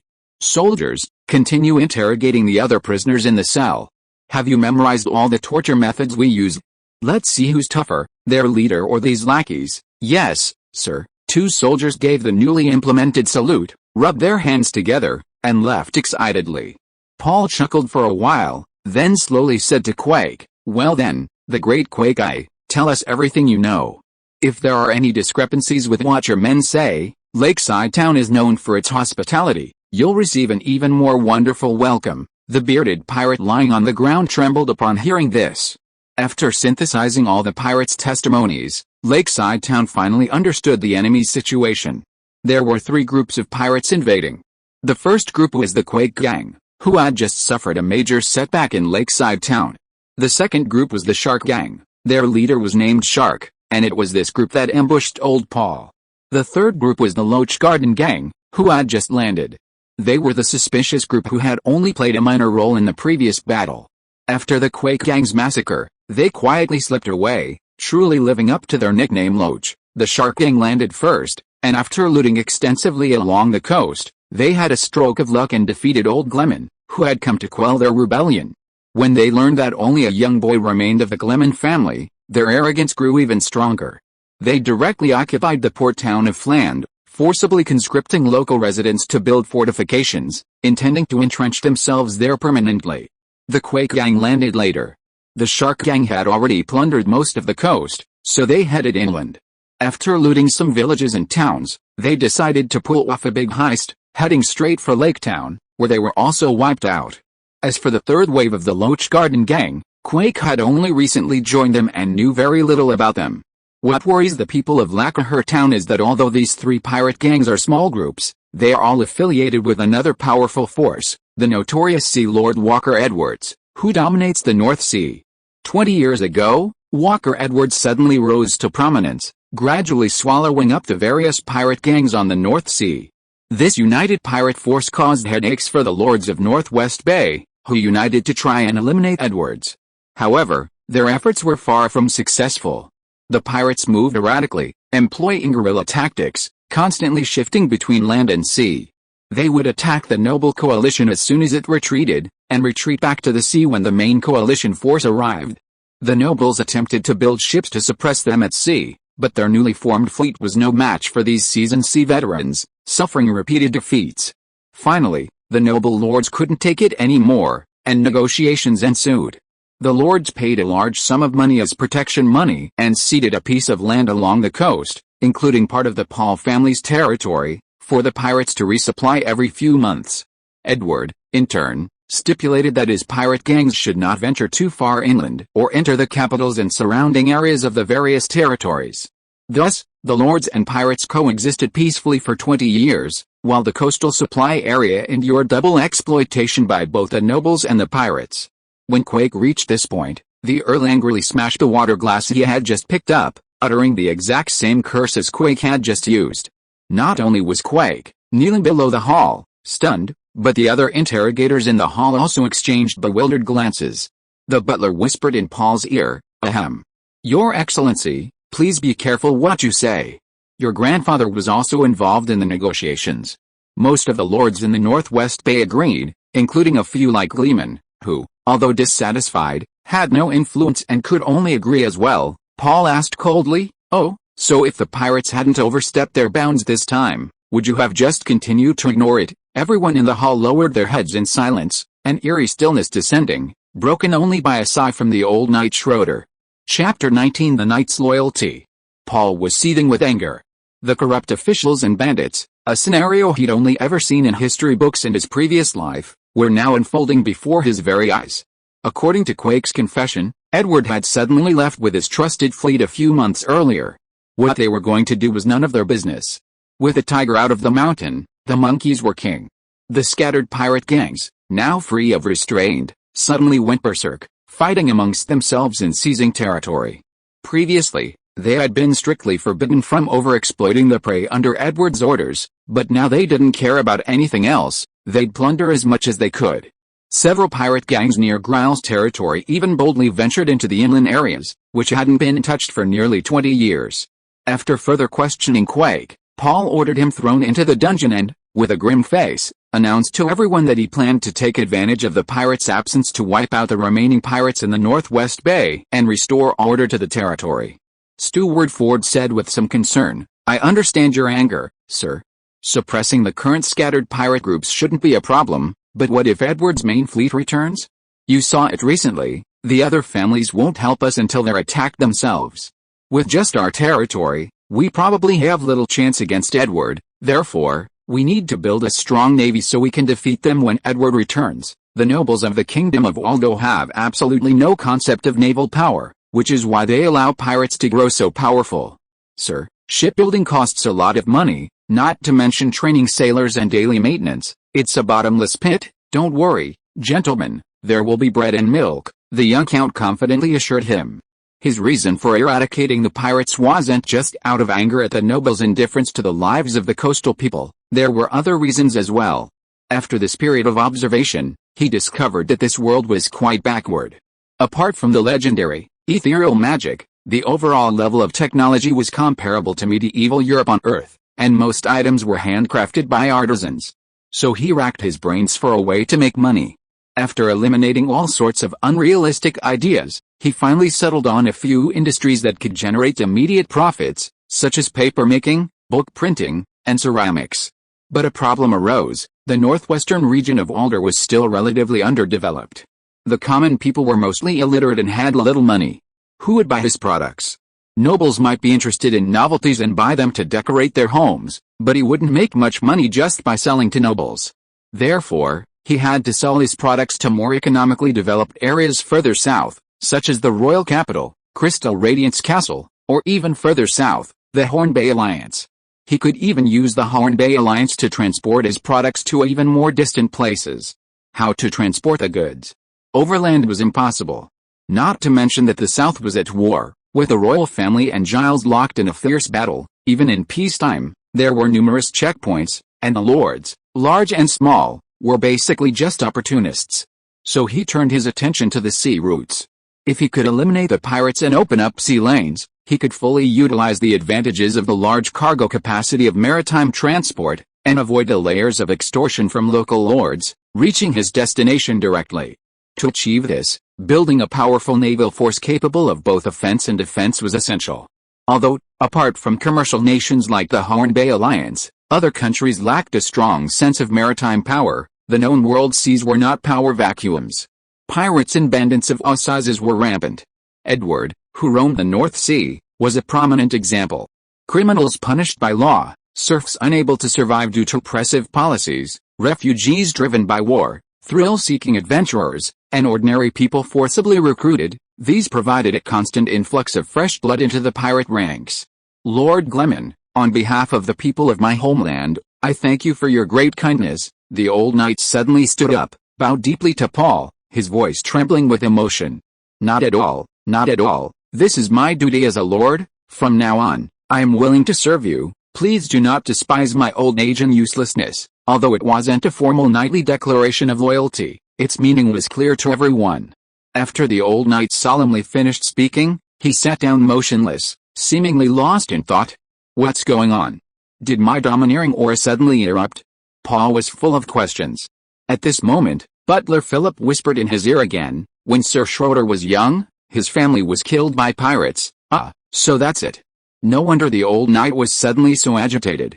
He cleared his throat. Now let's discuss our next move. Battalion Commander Claude of the 2nd Battalion spoke first. My lord, with the army's morale high after this great victory, why not seize the opportunity to recapture Franklin Harbor and drive the pirates off the land? Immediately, someone objected. We can't underestimate them.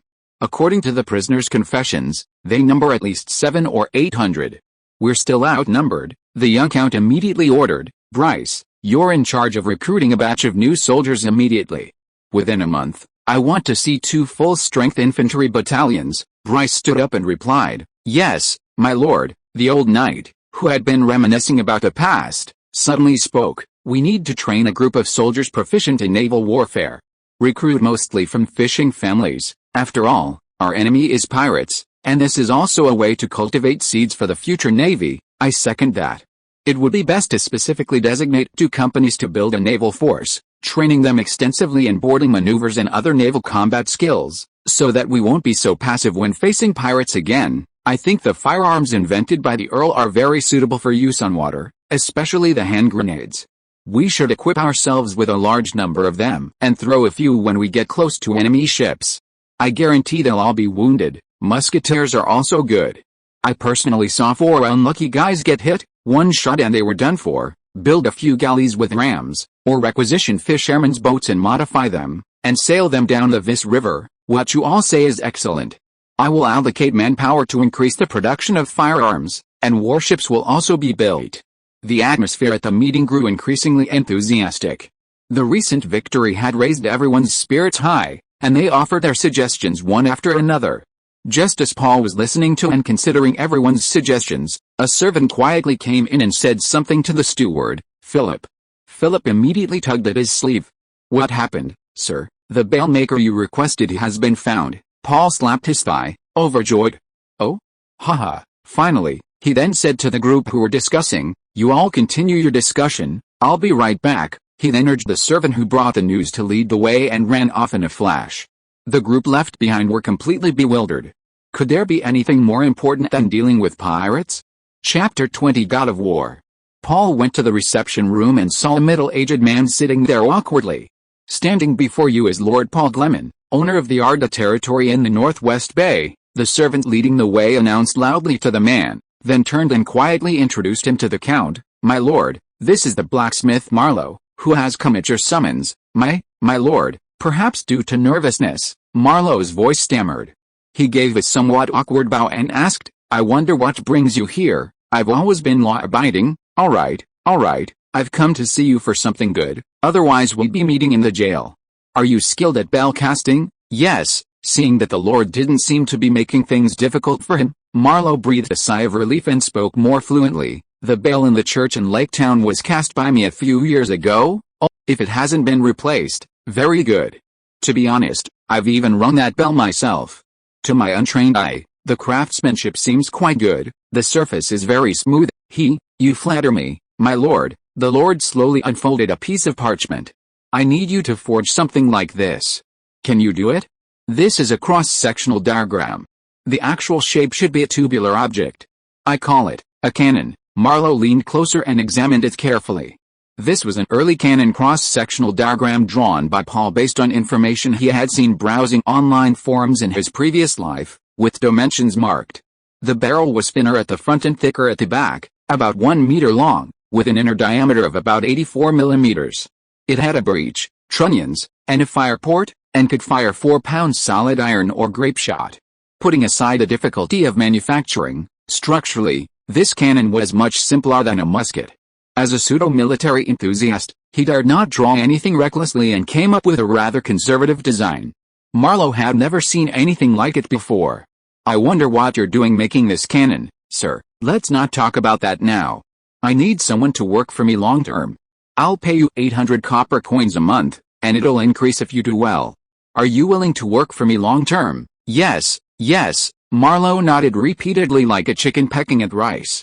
Craftsmen like him, specializing in casting, didn't get work often in the economically underdeveloped Northwest. Sometimes, they were even conscripted by lords under the guise of forced labor.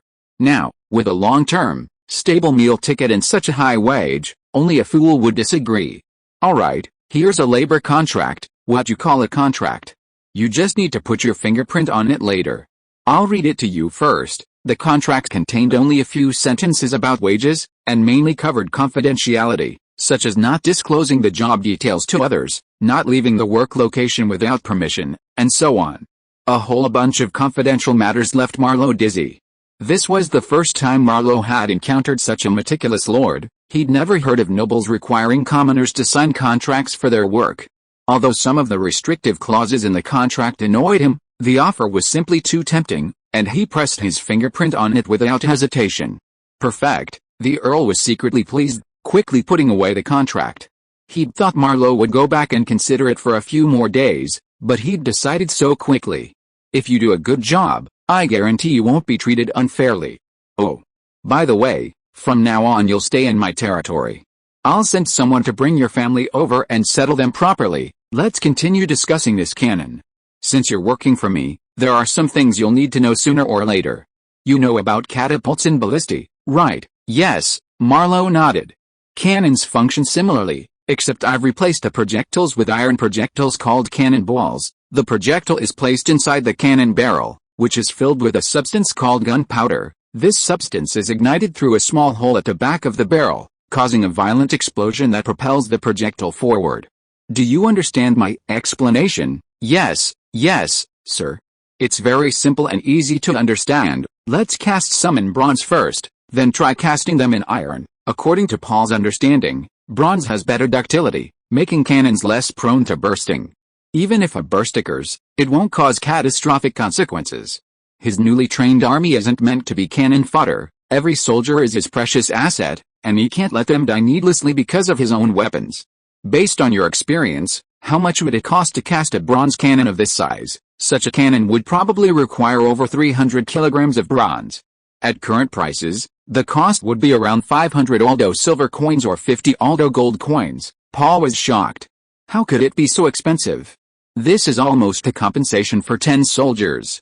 It's true what they say, when the cannons roar, gold pours in. He hadn't even asked Philip how much the firearms development had cost recently. He'd only instructed the craftsmen to provide whatever they needed, hoping to avoid further financial strain. But now he had to put on a brave face. The men were already there, and they needed them urgently. How long does it take to cast one of these cannons? He asked, voicing his biggest concern. I've never made one before, so I can only estimate. At least a month. That's way too long. Seeing the Lord's wide eyes, Marlowe hesitated, wondering whether to bring up the scrap rate with Paul again. All right, 1 month it is. I'll arrange a batch of apprentices for you. Let them learn from you properly, and they can forge several cannons at once. Don't let the idea of teaching an apprentice and starving the master come to mind. The more apprentices you teach, the higher their wages will be, and there will be extra bonuses. Yes, I will do my best. But, Lord, why not just use iron? If you use iron, I'm confident I can keep the price around a quarter of bronze. Sigh, I don't want to boast, but it's just my kind heart, thinking of you craftsmen. As far as I know, iron is quite brittle. If too much gunpowder is added during the experiment, it could cause a barrel explosion, which would be disastrous. What? A barrel explosion? Marlowe heard a seemingly very dangerous word. It means the explosion inside was too violent, and it blew open the cannon barrel. Seriously, you call this kind of kindness? Marlowe then realized he had taken on a potentially fatal job. My lord, this, he stammered, I have elderly parents to support and young children to feed. You see, can you just focus on forging? What are you afraid of? When the time comes, just build a mound of earth, make the fuse longer, and run behind the mound to light it. That'll be safe. Oh well, we just captured a batch of pirate prisoners. I'll give you a few. Use them as you please. Oh, okay, Marlowe breathed a sigh of relief. I was too out of line earlier. Please forgive me, the working principle of the cannon is similar to another weapon called a musket. This one has already been made. I'll send someone to take you to our weapon manufacturing workshop later. You can have a good talk with the musket makers and think carefully about the details of the next steps. I require that the cannon forging work begin immediately. Yes, my lord. Although he agreed, Marlowe was still a little uncomfortable being a craftsman in charge of weapon manufacturing all of a sudden. Just then, the butler, Philip, entered. Your Excellency, Father Anderson and his teacher, Brother Leonard, have come to visit. Brother Leonard is the abbot of North Shore Abbey. Oh? Anderson is the one who treated me, isn't he? I've heard of the other one too. What brings them here? Let them come here. Also, arrange for Master Marlowe to participate in the development of our new weapons at our training camp. Provide him with whatever he needs. Thanks to Red Left-Handed Sword for providing the data, I've modified the cannon caliber accordingly. I checked online, and it seems there are two versions of the data. One says the 4-pounder cannon has an inner diameter of 84 millimeters, and the other says the 6-pounder cannon has an inner diameter of 84 millimeters. Since I couldn't find data for a smaller inner diameter for the 4-pounder, I'll use 84 millimeters for now. Please forgive any errors. Chapter 21 Religious Threat. A moment later, Butler Philip led 2 clergymen into the reception room. He had already met Father Anderson, but he didn't recall Dean Leonard. He was an elderly man with a receding hairline, giving off a rather old-fashioned vibe. Paul smiled and asked, "What brings you two here, Your Excellency?" "We've come to express our gratitude for your courage in fighting the pirates and your victory, protecting the Lamb of God." "Haha, it's my duty." "Is that all?" The 2 clergymen exchanged a glance, seemingly hesitant. Finally, the older Dean Leonard spoke first. "Your Excellency, we've come to investigate something." Could the butler excuse himself? "Very well, what matter requires 2 clergymen to investigate?" He waved for Philip to leave the reception room. "We've learned that you used something resembling witchcraft in your battle with the pirates. Could you explain it to us? Witchcraft? What witchcraft? I've never heard of it. Paul was full of questions. My lord, it's the kind of thing that can explode or launch projectiles that can kill or injure people. Oh, you mean the latest firearms in our army? Can we see it? He immediately refused. No, this is a military secret. How can we let just anyone look at it? Seeing the other party's refusal, Leonard's expression gradually became serious. My lord, it is our clergy's natural duty to monitor signs of witchcraft activities within our parishes. I advise you to cooperate with us. If it is just an ordinary weapon, we will naturally clear your name. If you refuse to cooperate, things will escalate to the Inquisition of the Archdiocese, which will not be good for anyone. You must know the temperament of those people. If they come down to investigate, it is very likely that innocent people will be implicated. Are you threatening the Lord? This is outrageous. Paul was quite indignant that someone would try to pull this on me. Father Anderson said with a worried expression, please forgive us. Although we are servants of God, we are also your subjects. If it weren't for our duty, we wouldn't want things to get so tense. There are precedents of lords being seduced by evil sorcerers and bringing disaster to the entire territory. In that case, not only will you be harmed, but innocent people will also suffer. He was very worried that this young count, because of his youthful temper, would stubbornly stick to his guns and attract the Inquisition, which would be disastrous. Paul gritted his teeth in resentment, struggling with his decision. After a stalemate, he finally compromised. The Inquisition they mentioned was no benevolent entity. The Inquisition of the Northern Diocese of the Kingdom of Waldo was manageable. His Majesty the King, for the sake of his prestige, was unlikely to allow them to investigate his nobles with impunity. But if it went up the chain of command to the papacy headquarters, things would be different. Very well, since that's the case, I'll show it to you to prove my innocence. But I'd like to ask, if it's proven that my new weapon has nothing to do with black magic, are you two willing to keep the specific details of the weapon a secret?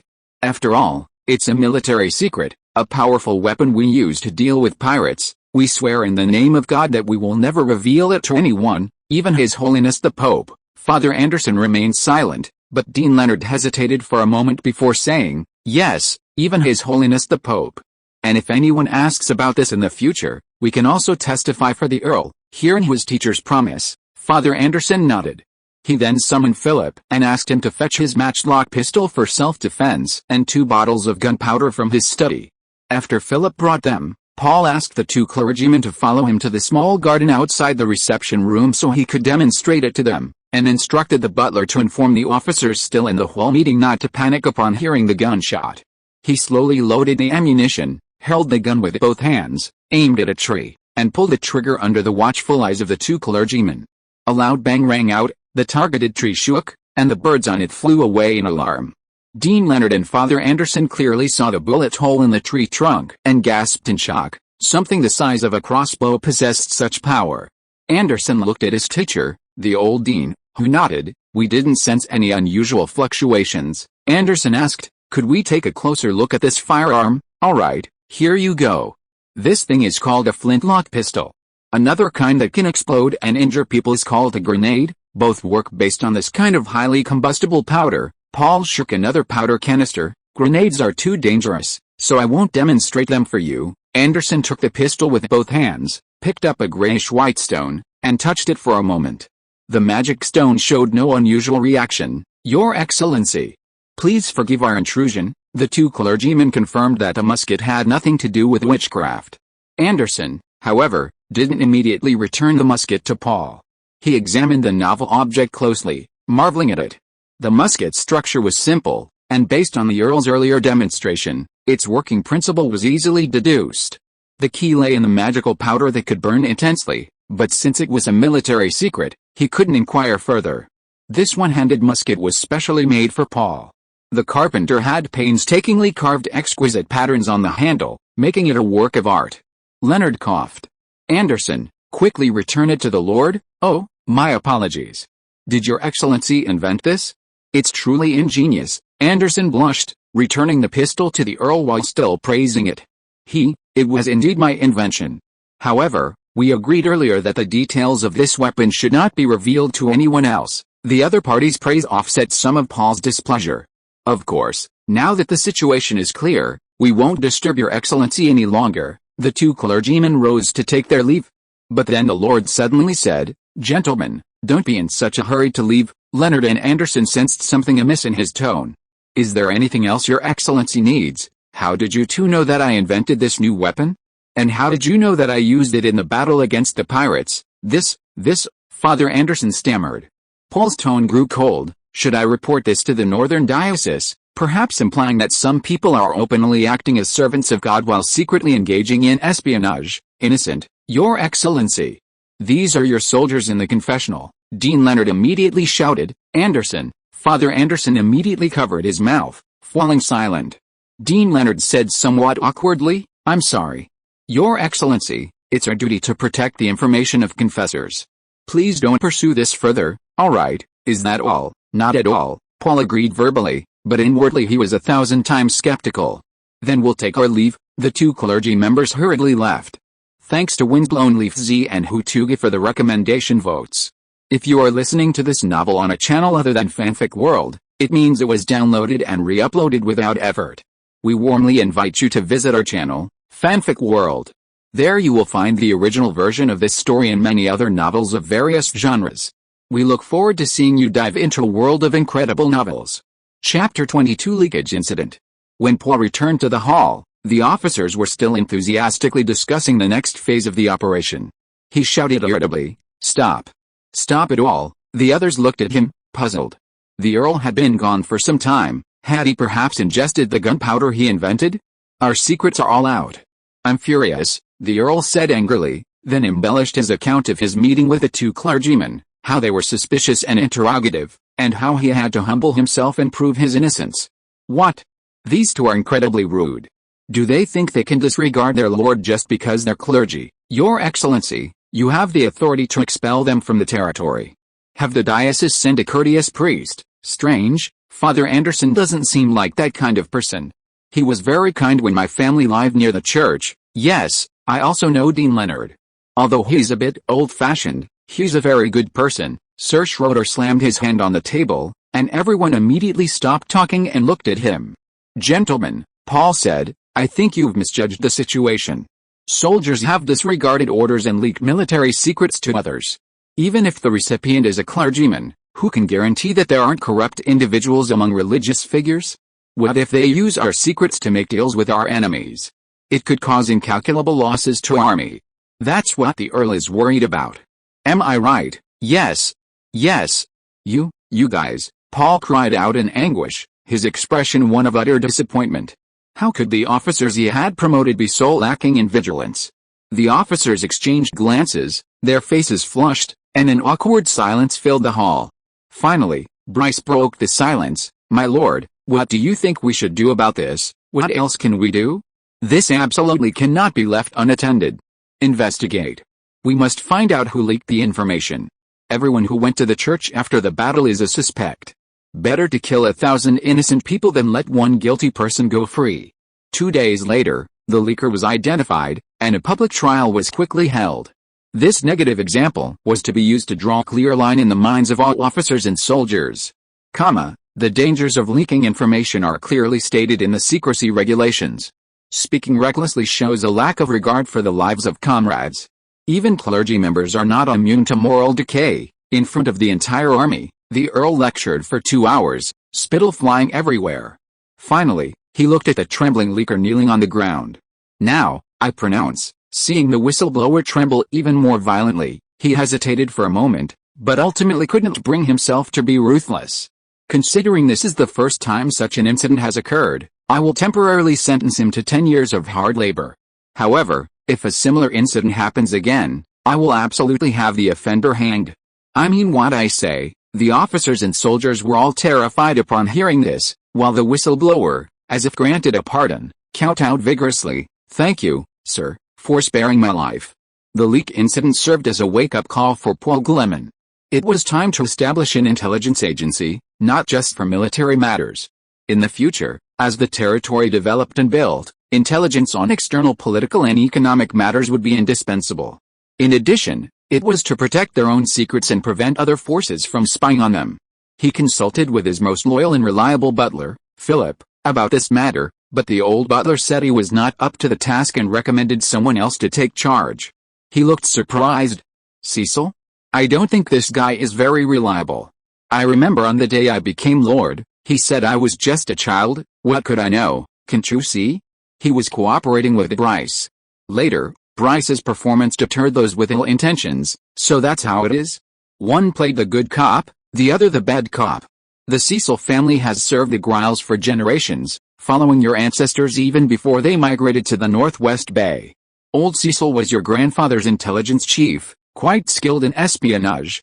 Cecil learned many techniques from his father, but after your father became Lord, he considered espionage unnecessary and sent him to manage the forestry. Oh, Paul became interested. This was like a godsend. Well then, call him here. I'll see what kind of person he is. That afternoon, Forestry Chief Cecil arrived at the Lord's castle. Paul probed during the conversation and found nothing wrong. Was it really just an act to cooperate with Rice that day? He then announced Cecil's appointment as the territory's intelligence chief, and that he would continue to serve as the Forestry Chief until a suitable successor was found. Thank you for your hard work, but I will pay you double the salary. Serving you, sir, is my duty. I dare not complain of hardship. Cecil knelt on one knee, his previous gloomy demeanor vanishing, and spoke solemnly. Very good. Rise. Let's go to my study to discuss in detail how our work should proceed. Paul and Cecil discussed the establishment of the intelligence agency and the protection of secrets within the territory in detail in the study. He was unsure of the intelligence technology of this world, so he presented him with everything he had read in online novels from his previous life for reference. Cecil agreed to the following measures. 1. Secrets within the territory are divided into 3 levels: secret, confidential, and top secret. Top secret is the most important secret. Its disclosure would cause particularly serious damage to the territory's security and interests. Confidential is an important secret. Its disclosure would cause significant damage to the territory's security and interests. 1. Secret refers to general secrets. Their disclosure would harm the security and interests of the territory. 2. Personnel with access to classified information are divided into 3 levels: core personnel with access to classified information, important personnel with access to classified information, and general personnel with access to classified information. Core personnel with access to classified information can access top secret, confidential, and secret information. Important personnel with access to confidential and secret information can access secret information, and general personnel with access to classified information can only access secret information. 3. A specialized agency needs to be established to manage classified matters, responsible for classifying classified matters and assessing the level of personnel with access to classified information.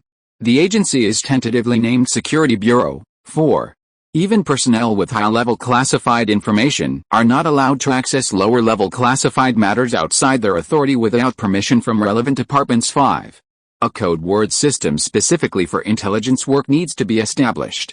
During the discussions, Paul learned that some of the measures mentioned above already existed in the world, but Cecil was very surprised that a teenager knew these things. Finally, Paul requested that the focus of recent intelligence work be placed on obtaining intelligence on pirates, especially the shark gang that occupied Sealand Port. He planned to completely eliminate all pirates in his territory within 3 months and open up access to the sea.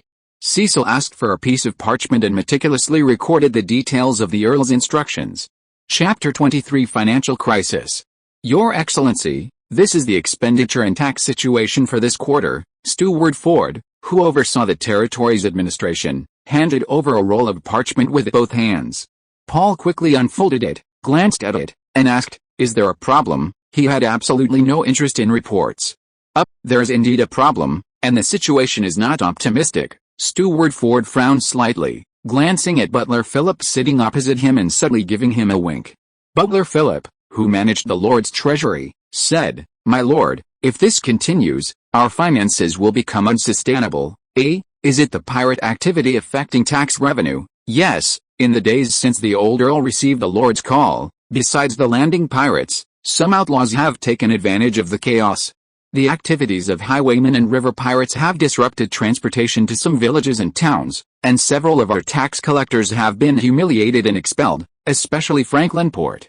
Although we are extorted by the pirates every year, it is still our largest source of tax revenue. Now the shark gang is occupying that place and won't budge. Steward Ford was at a loss for what to do. "This is making us broke," Butler Philip explained. "The recent expansion and training of the army has consumed a lot of money and supplies. In the past, we only needed to feed and drink the soldiers, and then let them go home after the battle. Now we also have to pay them wages, order uniforms, and there's the purchase of raw materials for making new weapons, the recruitment of craftsmen. We even decided to build ships at the last meeting." Paul's head spun as he listened. He unfolded the scroll again and read it carefully. Some measures definitely needed to be taken. After the last military conference, Lakeside Town intended to continue hiding for another month, waiting to complete the training of 2 full infantry battalions before wiping out the pirates within its borders. Unexpectedly, the intelligence chief, Cecil, had already accomplished something significant upon taking office, uncovering important information. Shark had absorbed the remnants of Quake's escaped forces and, to avenge his new underlings and establish his authority, had dispatched 500 men to teach Paul a lesson. It seemed that killing an earl had inflated a pirate leader's ego considerably. The army, riding high on their victory, no longer needed the Shark gang to travel all the way to Lake Town. With Cecil's intelligence, the old knight Schroeder led his troops and some daring fishermen to intercept the pirates halfway there. Schroeder used a small force to lure the pirates ashore, gradually moving them away from their ships, then led the main force swiftly between the pirates and the riverbank, cutting off their retreat. A fierce battle ensued, and thanks to the superior discipline and firearms, coupled with the transformed soldiers after their previous victory, the Lake Town army achieved another resounding triumph. The pirates suffered over 400 casualties and prisoners, and the Shark gang, now docile, adopted a turtling tactic, hiding in Franklin Harbor. The Lake Town army pursued them all the way to Franklin Harbor, only to find that the city walls were now higher and the fortifications more extensive. They dared not attack rashly, instead stationing themselves nearby to keep an eye on the pirates and prevent them from plundering again. Even in this state, they haven't retreated to the sea. Paul was surprised. It seemed these pirates genuinely intended to occupy Franklin Port permanently. Oh well, they'd be his prey sooner or later. He ordered his officers to use the 2 newly formed infantry companies as the main force, supplemented by the internal guard, to wipe out the road bandits and river pirates in various areas. They would train and fight simultaneously. The new recruits might struggle against pirates, but they would be more than capable of dealing with these newly formed gangs of thugs. As the crackdown on organized crime progressed, Lakeside Town gradually regained control over the entire Earl's territory, except for Franklin Port. However, many villages and towns had been looted by pirates and bandits. Faced with the tearful representatives of the people, the Earl ultimately couldn't bring himself to squeeze any more money from these poor souls. He ordered a 2-quarter tax exemption for some villages and towns. With a gradual restoration of transportation in various places, some taxes were collected, temporarily alleviating the current financial crisis and giving the Lakeside Town leadership a temporary sigh of relief. However, this is only a temporary relief. To truly resolve the financial crisis, some easily lucrative projects must be launched immediately. That afternoon, Paul summoned General Manager Ford and his team. "Gentlemen, what do you think of this thing I made?" Everyone was given a piece of paper. General Manager Ford held a hard, unyielding object and asked doubtfully, "Is this paper?" "Well, this is just a prototype, but it will definitely have great potential once it's finished." This was the paper Paul created based on his understanding of papermaking. He collected a bunch of tree bark, wood, and bamboo, steamed them in a pot, then pounded them into pulp in a mortar and pestle. Finally, he spread the pulp out in the sun to dry, and finally obtained a brittle cardboard. What's the use of this? To replace the parchment we use now. In this world, parchment is the primary material for writing. The production process is incredibly complex. The entire hide must be treated with lime, then the hair removed, the flesh removed, stretched, scraped multiple times, polished with pumice, and finally dried. Moreover, the yield is low. A single sheepskin may look large, but after processing, the resulting parchment is less than 1 square meter. This leads to its exorbitant price, which explains the widespread illiteracy. Commoners can't even afford writing materials. But this thing, Chief Steward Ford gave it a slight tug, and the paper crumbled instantly. He was speechless. Ahem. Seeing the crowd's slight disdain for his great invention, the Earl cleared his throat and said earnestly, "Given time, I'm confident I can make them softer and thinner." Any great invention is met with skepticism at its inception, but no amount of skepticism can stop the wheels of history. Look at parchment now. He continued, "How expensive it is. Even some minor nobles dare not buy much, let alone commoners. Take the church, for example. I asked Pastor Anderson, even disregarding failures and accidents, they need to slaughter over 300 sheep to copy a single copy of the Holy Scripture. My goodness, over 300 sheep for a single book, plus a series of copying processes, but this paper you hold in your hands? Its raw materials are merely insignificant things like tree bark and bamboo. With the right techniques, a large quantity can be produced in just a few days. If we can make it softer, thinner, and less brittle, it will be absolutely revolutionary, a world-changing innovation." His impassioned speech left the crowd captivated. "If it could truly be improved as you say, sir, it would be a powerful tool for making money." Chief Steward Ford, plagued by financial problems, was the first to think of this. "Exactly," Paul clapped his hands vigorously. "Although the initial products might not be as durable as parchment, the raw materials are plentiful, and the production is simple. We can focus on its low price, and we certainly won't have to worry about sales. Moreover, besides writing, it has another ingenious use." A mysterious smile appeared on the Earl's face. "Oh? May I ask, sir, to liberate your backsides?" Chapter 24 The Battle to Recapture the Capital, Part 1. Crystal Castle is the capital of the Kingdom of Alder, named after the massive crystal stone on Mount Lapson near the city. Several kings of the Rodney dynasty moved the capital several times before finally establishing it here during the reign of the fifth king, gradually making it the political and economic center of the entire kingdom. After 11 subsequent kings' careful management, the capital now boasted a population of over 100,000, making it one of the largest cities in the known world. In the spring of the year 1990, the kingdom's eastern territories were harassed by Highland barbarians. Princess Catherine personally led an army to drive them out. After the princess's army reached the eastern highlands, Grand Duke Giles, whose fiefdom was in the south, raised the banner of rebellion and began a rapid march north. But worse things followed. Sir Huss, the commander of the city guard left to defend the capital, betrayed the royal family and launched a rebellion in support of Giles in the south.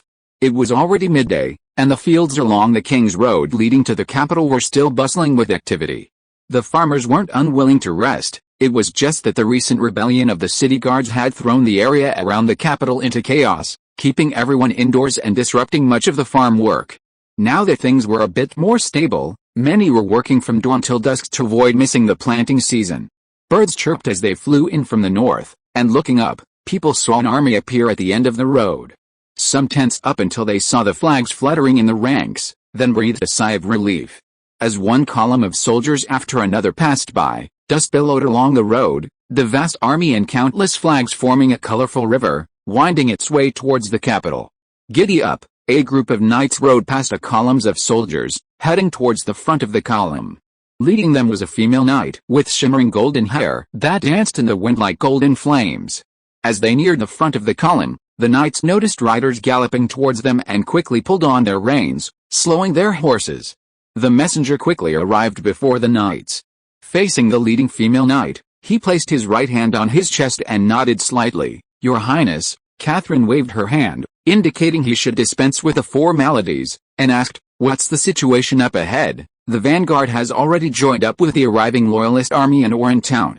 The temporary command post is ready and awaits your arrival." "Good, everyone, let's hurry over there." "Yes." The others readily accepted the order, urging their horses onward as Princess Catherine galloped away. About half an hour later, Catherine and her entourage arrived at the Oran town government hall, which served as the temporary command post. Just as she dismounted, a female general appeared at the entrance, walked down the steps, and knelt on one knee. "Your Highness." The female general had black hair and black eyes, and wore a full suit of black armor, a stark contrast to the princess's white armor. Catherine immediately reached out and pulled the female general to her feet, then embraced her tightly, saying with relief, "Athena, thank you, Lord of Light, for arranging for you to accompany me in such a time of crisis. Your Highness, I swore to follow you forever." A hint of tenderness appeared on the female general's icy face. "Thank you, Athena, serving my lord is my duty." "Your Highness, the loyalist lords from all over are still awaiting your summons." "Good. We've seen quite a few troops along the way. Sending you to gather the loyalist army was definitely the right choice," Catherine praised, holding Athena's hand tightly, and the two entered the government hall together. Upon the princess's arrival, the group of people who had been engaged in heated discussion inside stood up to greet her. Catherine walked to the head seat in the hall and sat down, gesturing for everyone to take their seats. Offina sat to her right, and the others who had accompanied the princess also found seats. The princess looked around the hall and nodded in satisfaction. After the upheaval in the capital, my father's health deteriorated, and he ordered me to temporarily assume the regency. This is an order personally signed by His Majesty. The princess unfurled a scroll, which was immediately taken by a servant and passed around among the people in the hall. The edict indeed bore His Majesty's signature. No one objected to Catherine's regency. The princess's abilities were already renowned. She was literate at 5 and skilled in martial arts at 10. While her peers were still diligently studying, she was already assisting the ailing king in handling various affairs, earning praise from the ministers. At 15, she formed her own knightly order and repeatedly led troops to the highlands to drive away the various barbarian tribes that harassed the kingdom. No wonder she was chosen to lead the army again this time. Catherine declared loudly, "Only in times of national crisis can one truly discern a person's heart. Your adherence to the ancient oath and your assistance to the royal family in this emergency will surely bring my father immense satisfaction." Everyone present rose to respond to the princess. "Your Highness, the Hardin family will follow the royal family to the death. God is our witness. The Derry family's loyalty to the royal family has never wavered. My Adley family is willing to lead the charge for your Highness and punish the traitor Giles. Gales has betrayed His Majesty the King, a crime deserving of death. The Lord of Light will punish him." After the lords from other regions finished expressing their loyalty to the royal family, the meeting entered its substantive phase, discussing how to recapture Crystal Radiance Castle. "Your Highness, Giles' main force is being held back by Duke Dodge and cannot yet reinforce the rebels in the capital. The city guards number only 5,000, while we have over 40,000. We don't need to wait for the reinforcements. Tomorrow we will gather all our forces and recapture the capital in one fell swoop. These 5,000 are the elite guards of the capital, not just hastily conscripted farmers. It's best to be cautious. Are you looking down on us, an army from out of town? I absolutely do not mean that. My intelligence indicates that Hales has coerced at least 20,000 able-bodied men to defend the city for him. Lord Merlin is overthinking it. What's there to worry about with a rabble? They'll scatter like wild beasts at the side of the royal banner. They only need to know how to operate the siege equipment. The walls of the capital are not those easily breached mud walls of the countryside. It will be difficult to conquer them without a tenfold numerical advantage." After an afternoon of discussion, the meeting decided that Duke Walker would lead 15,000 men in a feint attack on the north gate of Crystal Radiance, while Princess Catherine would lead the main force of 25,000 men to attack the east gate. The next day, the attack on the north gate began first. The royalist army deployed catapults and archers first. Due to inaccuracy, the catapults mainly served as a psychological deterrent. The real pressure on the defenders came from the archers, who hurled dense rains of arrows at the city walls. The rebels lacked archers and could only launch sporadic counterattacks. Most of them could only rely on the crenellations and shields to defend against the arrow barrage. Under the cover of the catapults and archers, large numbers of royalist soldiers slowly moved siege engines, battering rams, and other heavy machinery toward the city walls. People on the walls fell from time to time, hit by arrows. The real city guards were relatively calm, holding their shields to protect themselves, but the conscripted militia could not remain so composed, especially when someone around them was hit by an arrow. One militiaman finally couldn't take it anymore. With one dead and one wounded on each side, he guessed the next arrow would pierce him. Taking advantage of the impending volley of arrows, he left his defensive position and quietly moved towards the ramp leading to the city wall. Get out of this damned place as quickly as possible, that was his only thought. Seeing the ramp entrance, unguarded, the militiaman was about to rejoice when suddenly a sharp pain shot through his chest and back. Looking down, he saw a bloodied spearhead protruding from his chest. Before he could even understand what had happened, his consciousness began to fade, and he collapsed forward against the city wall. The city guard officer behind him, his eyes red, pulled out his spear and hysterically shouted at the others, "This is the fate of deserters who abandon their posts. Kill them without mercy." Just then, bang, a huge crash rang out, the sound of a siege engine hitting the city wall. "Kill!" A large number of royalist soldiers shouted deafeningly, rushing up the ladders of the siege engine. "Prepare the oil. Swordsmen and shieldmen, advance." The rebels were also on high alert. Woo! Both sides sounded their horns simultaneously, announcing the official start of the siege of the capital. I'm not very good at describing war scenes, so please bear with me, dear readers. Chapter 25: The Battle to Recapture the Capital, Part 2. On either side of the north gate of Crystal Radiance Fortress, ladders from siege engines were placed atop the city walls.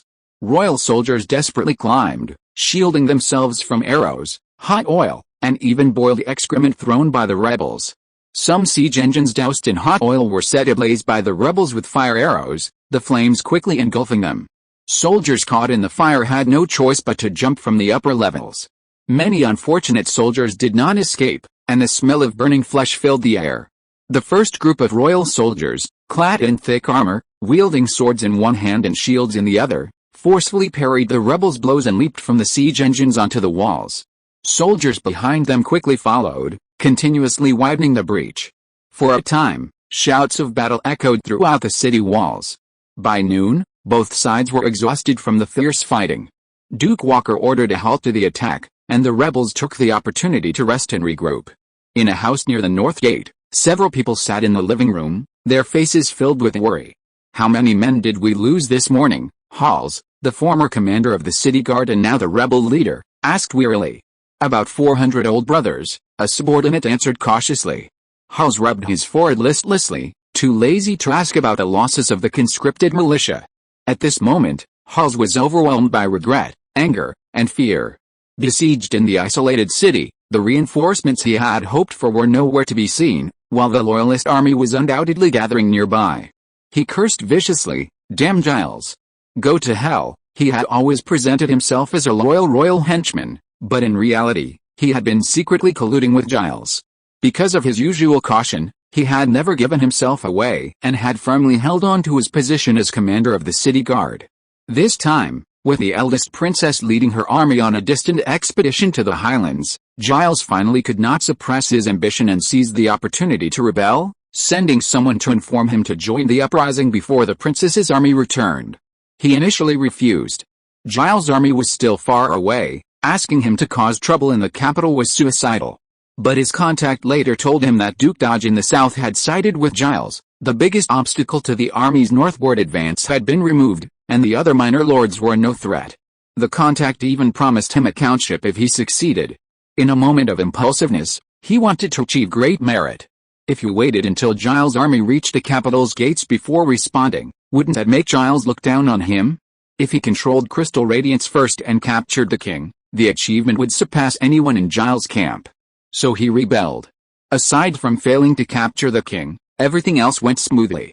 The city guard command had been purged, disobedient officers were either killed or imprisoned, and the entire army was under his control. After imprisoning the prime minister and other ministers and eliminating several troublemakers, the nobles remaining in the capital neither explicitly opposed nor supported him. Fine, he'd wait for Giles to arrive and deal with these opportunists himself. Many nobles had fled during the chaos of the uprising, but he didn't care, let them cause trouble for the princess. As long as they left their wealth. After doing everything he could, the Giles army, as promised by his contact, still hadn't arrived. Sensing something was wrong, he immediately sent men to the south to scout. The news that returned made him want to vomit blood. The Dodge family hadn't sided with Giles at all, and the northward army was still blocked at Thorn Pass. It's over, it's over, it's over, this was his only thought after receiving the news. But he had no way out now. After enjoying a period of absolute power, he was even less willing to abandon everything and quietly flee. He decided to take a gamble and hold the capital until Giles' army arrived. The loyalist army quickly gathered near the capital, and after waiting for the princess's army to return, they launched an attack this morning. He moved his command post near the north gate where the royal army was attacking, personally directing the defense. He spent the morning in fear and trepidation, finally repelling the first wave of attacks. Just as he was about to take a nap, the bugle call suddenly sounded again. A soldier rushed in. "Lord Halls, the enemy is attacking again. The defenders on the wall are requesting reinforcements, or they won't be able to hold out." Halls decisively ordered, "Draw half of the troops from each of the other directions to reinforce the north gate. After repelling this attack, open the city gates while the enemy retreats. I want to personally lead the troops for a counterattack." "Yes, sir." The soldier accepted the order and left. No one noticed that the two officers in the hall exchanged a barely perceptible glance.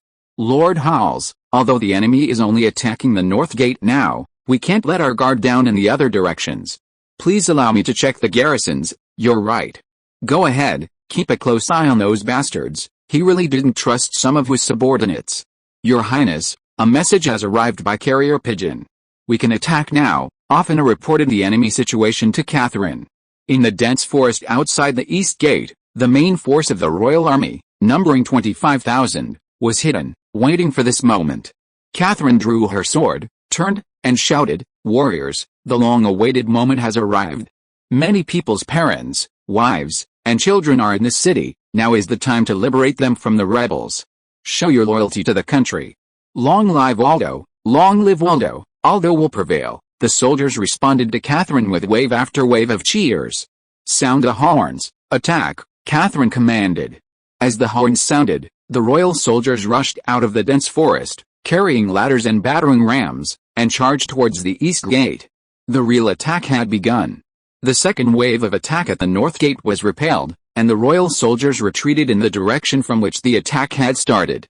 Howls ordered the city gates opened and roared at the 500 cavalry behind him, "Brothers, teach these bastards a lesson. Each of you will receive 5 gold coins upon your return." With that, he whipped his horse and charged ahead of the retreating royal soldiers, the cavalry following closely behind. The retreating Wen Jun hadn't anticipated the enemy's counterattack and was caught off guard, unable to stop the 500-plus cavalrymen's rampage. However, just as Howls was venting his pent-up frustration and slaughtering his way through the city, he caught sight of a rider charging towards him from the city gate, shouting anxiously. As the rider drew closer, he finally understood what the rider was saying. "The east gate has fallen. Please send reinforcements immediately, sir." Howls's vision blurred, and he nearly fell from his horse. "Lord Howls! Lord Howls!" the rider cried out anxiously. At this critical juncture, the commander couldn't be harmed. Howls steadied himself and suddenly thrust his lance forward. The rider stared in disbelief at the lance piercing his chest before falling from his horse and dying. "Haha! You lied to me, you lied to me!" The crazy Howls flung off his helmet, raised his lance, and charged again, heading towards the densest concentration of enemy soldiers. His maniacal voice echoed across the battlefield, "You lied to me, you all lied to me." On Mount Lapson near the capital, 2 merchants silently watched the distant battle. Sigh, one of them, a young man with a frivolous gaze and an earring in his right ear, sighed. Lord Howls has been cautious for so many years, yet he capsized at the last moment. What a pity. HMPH, don't pretend to be compassionate. If you hadn't been subtly probing, I could have talked until the end and still wouldn't have gotten to his ulterior motives. But this guy is pretty useless. He only lasted a day. The one who spoke was a middle-aged man with a mustache. People shouldn't be too greedy. If the princess doesn't return to the capital and instead heads south via the eastern route, joining forces with Old Man Dodge to attack from both sides, then it'll be His Highness who suffers. The princess's long detour has added more than just a day to her journey. HMPH, I know that without you saying it.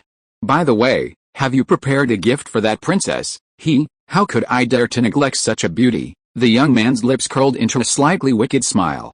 End of this chapter. Thank you so much for reading until the end. Don't forget to give it a like. Looking for more exclusive content and immediate access? Subscribe to our Patreon. Remember, every like, subscription or donation encourages us to continue. Thank you all. See you in the next video.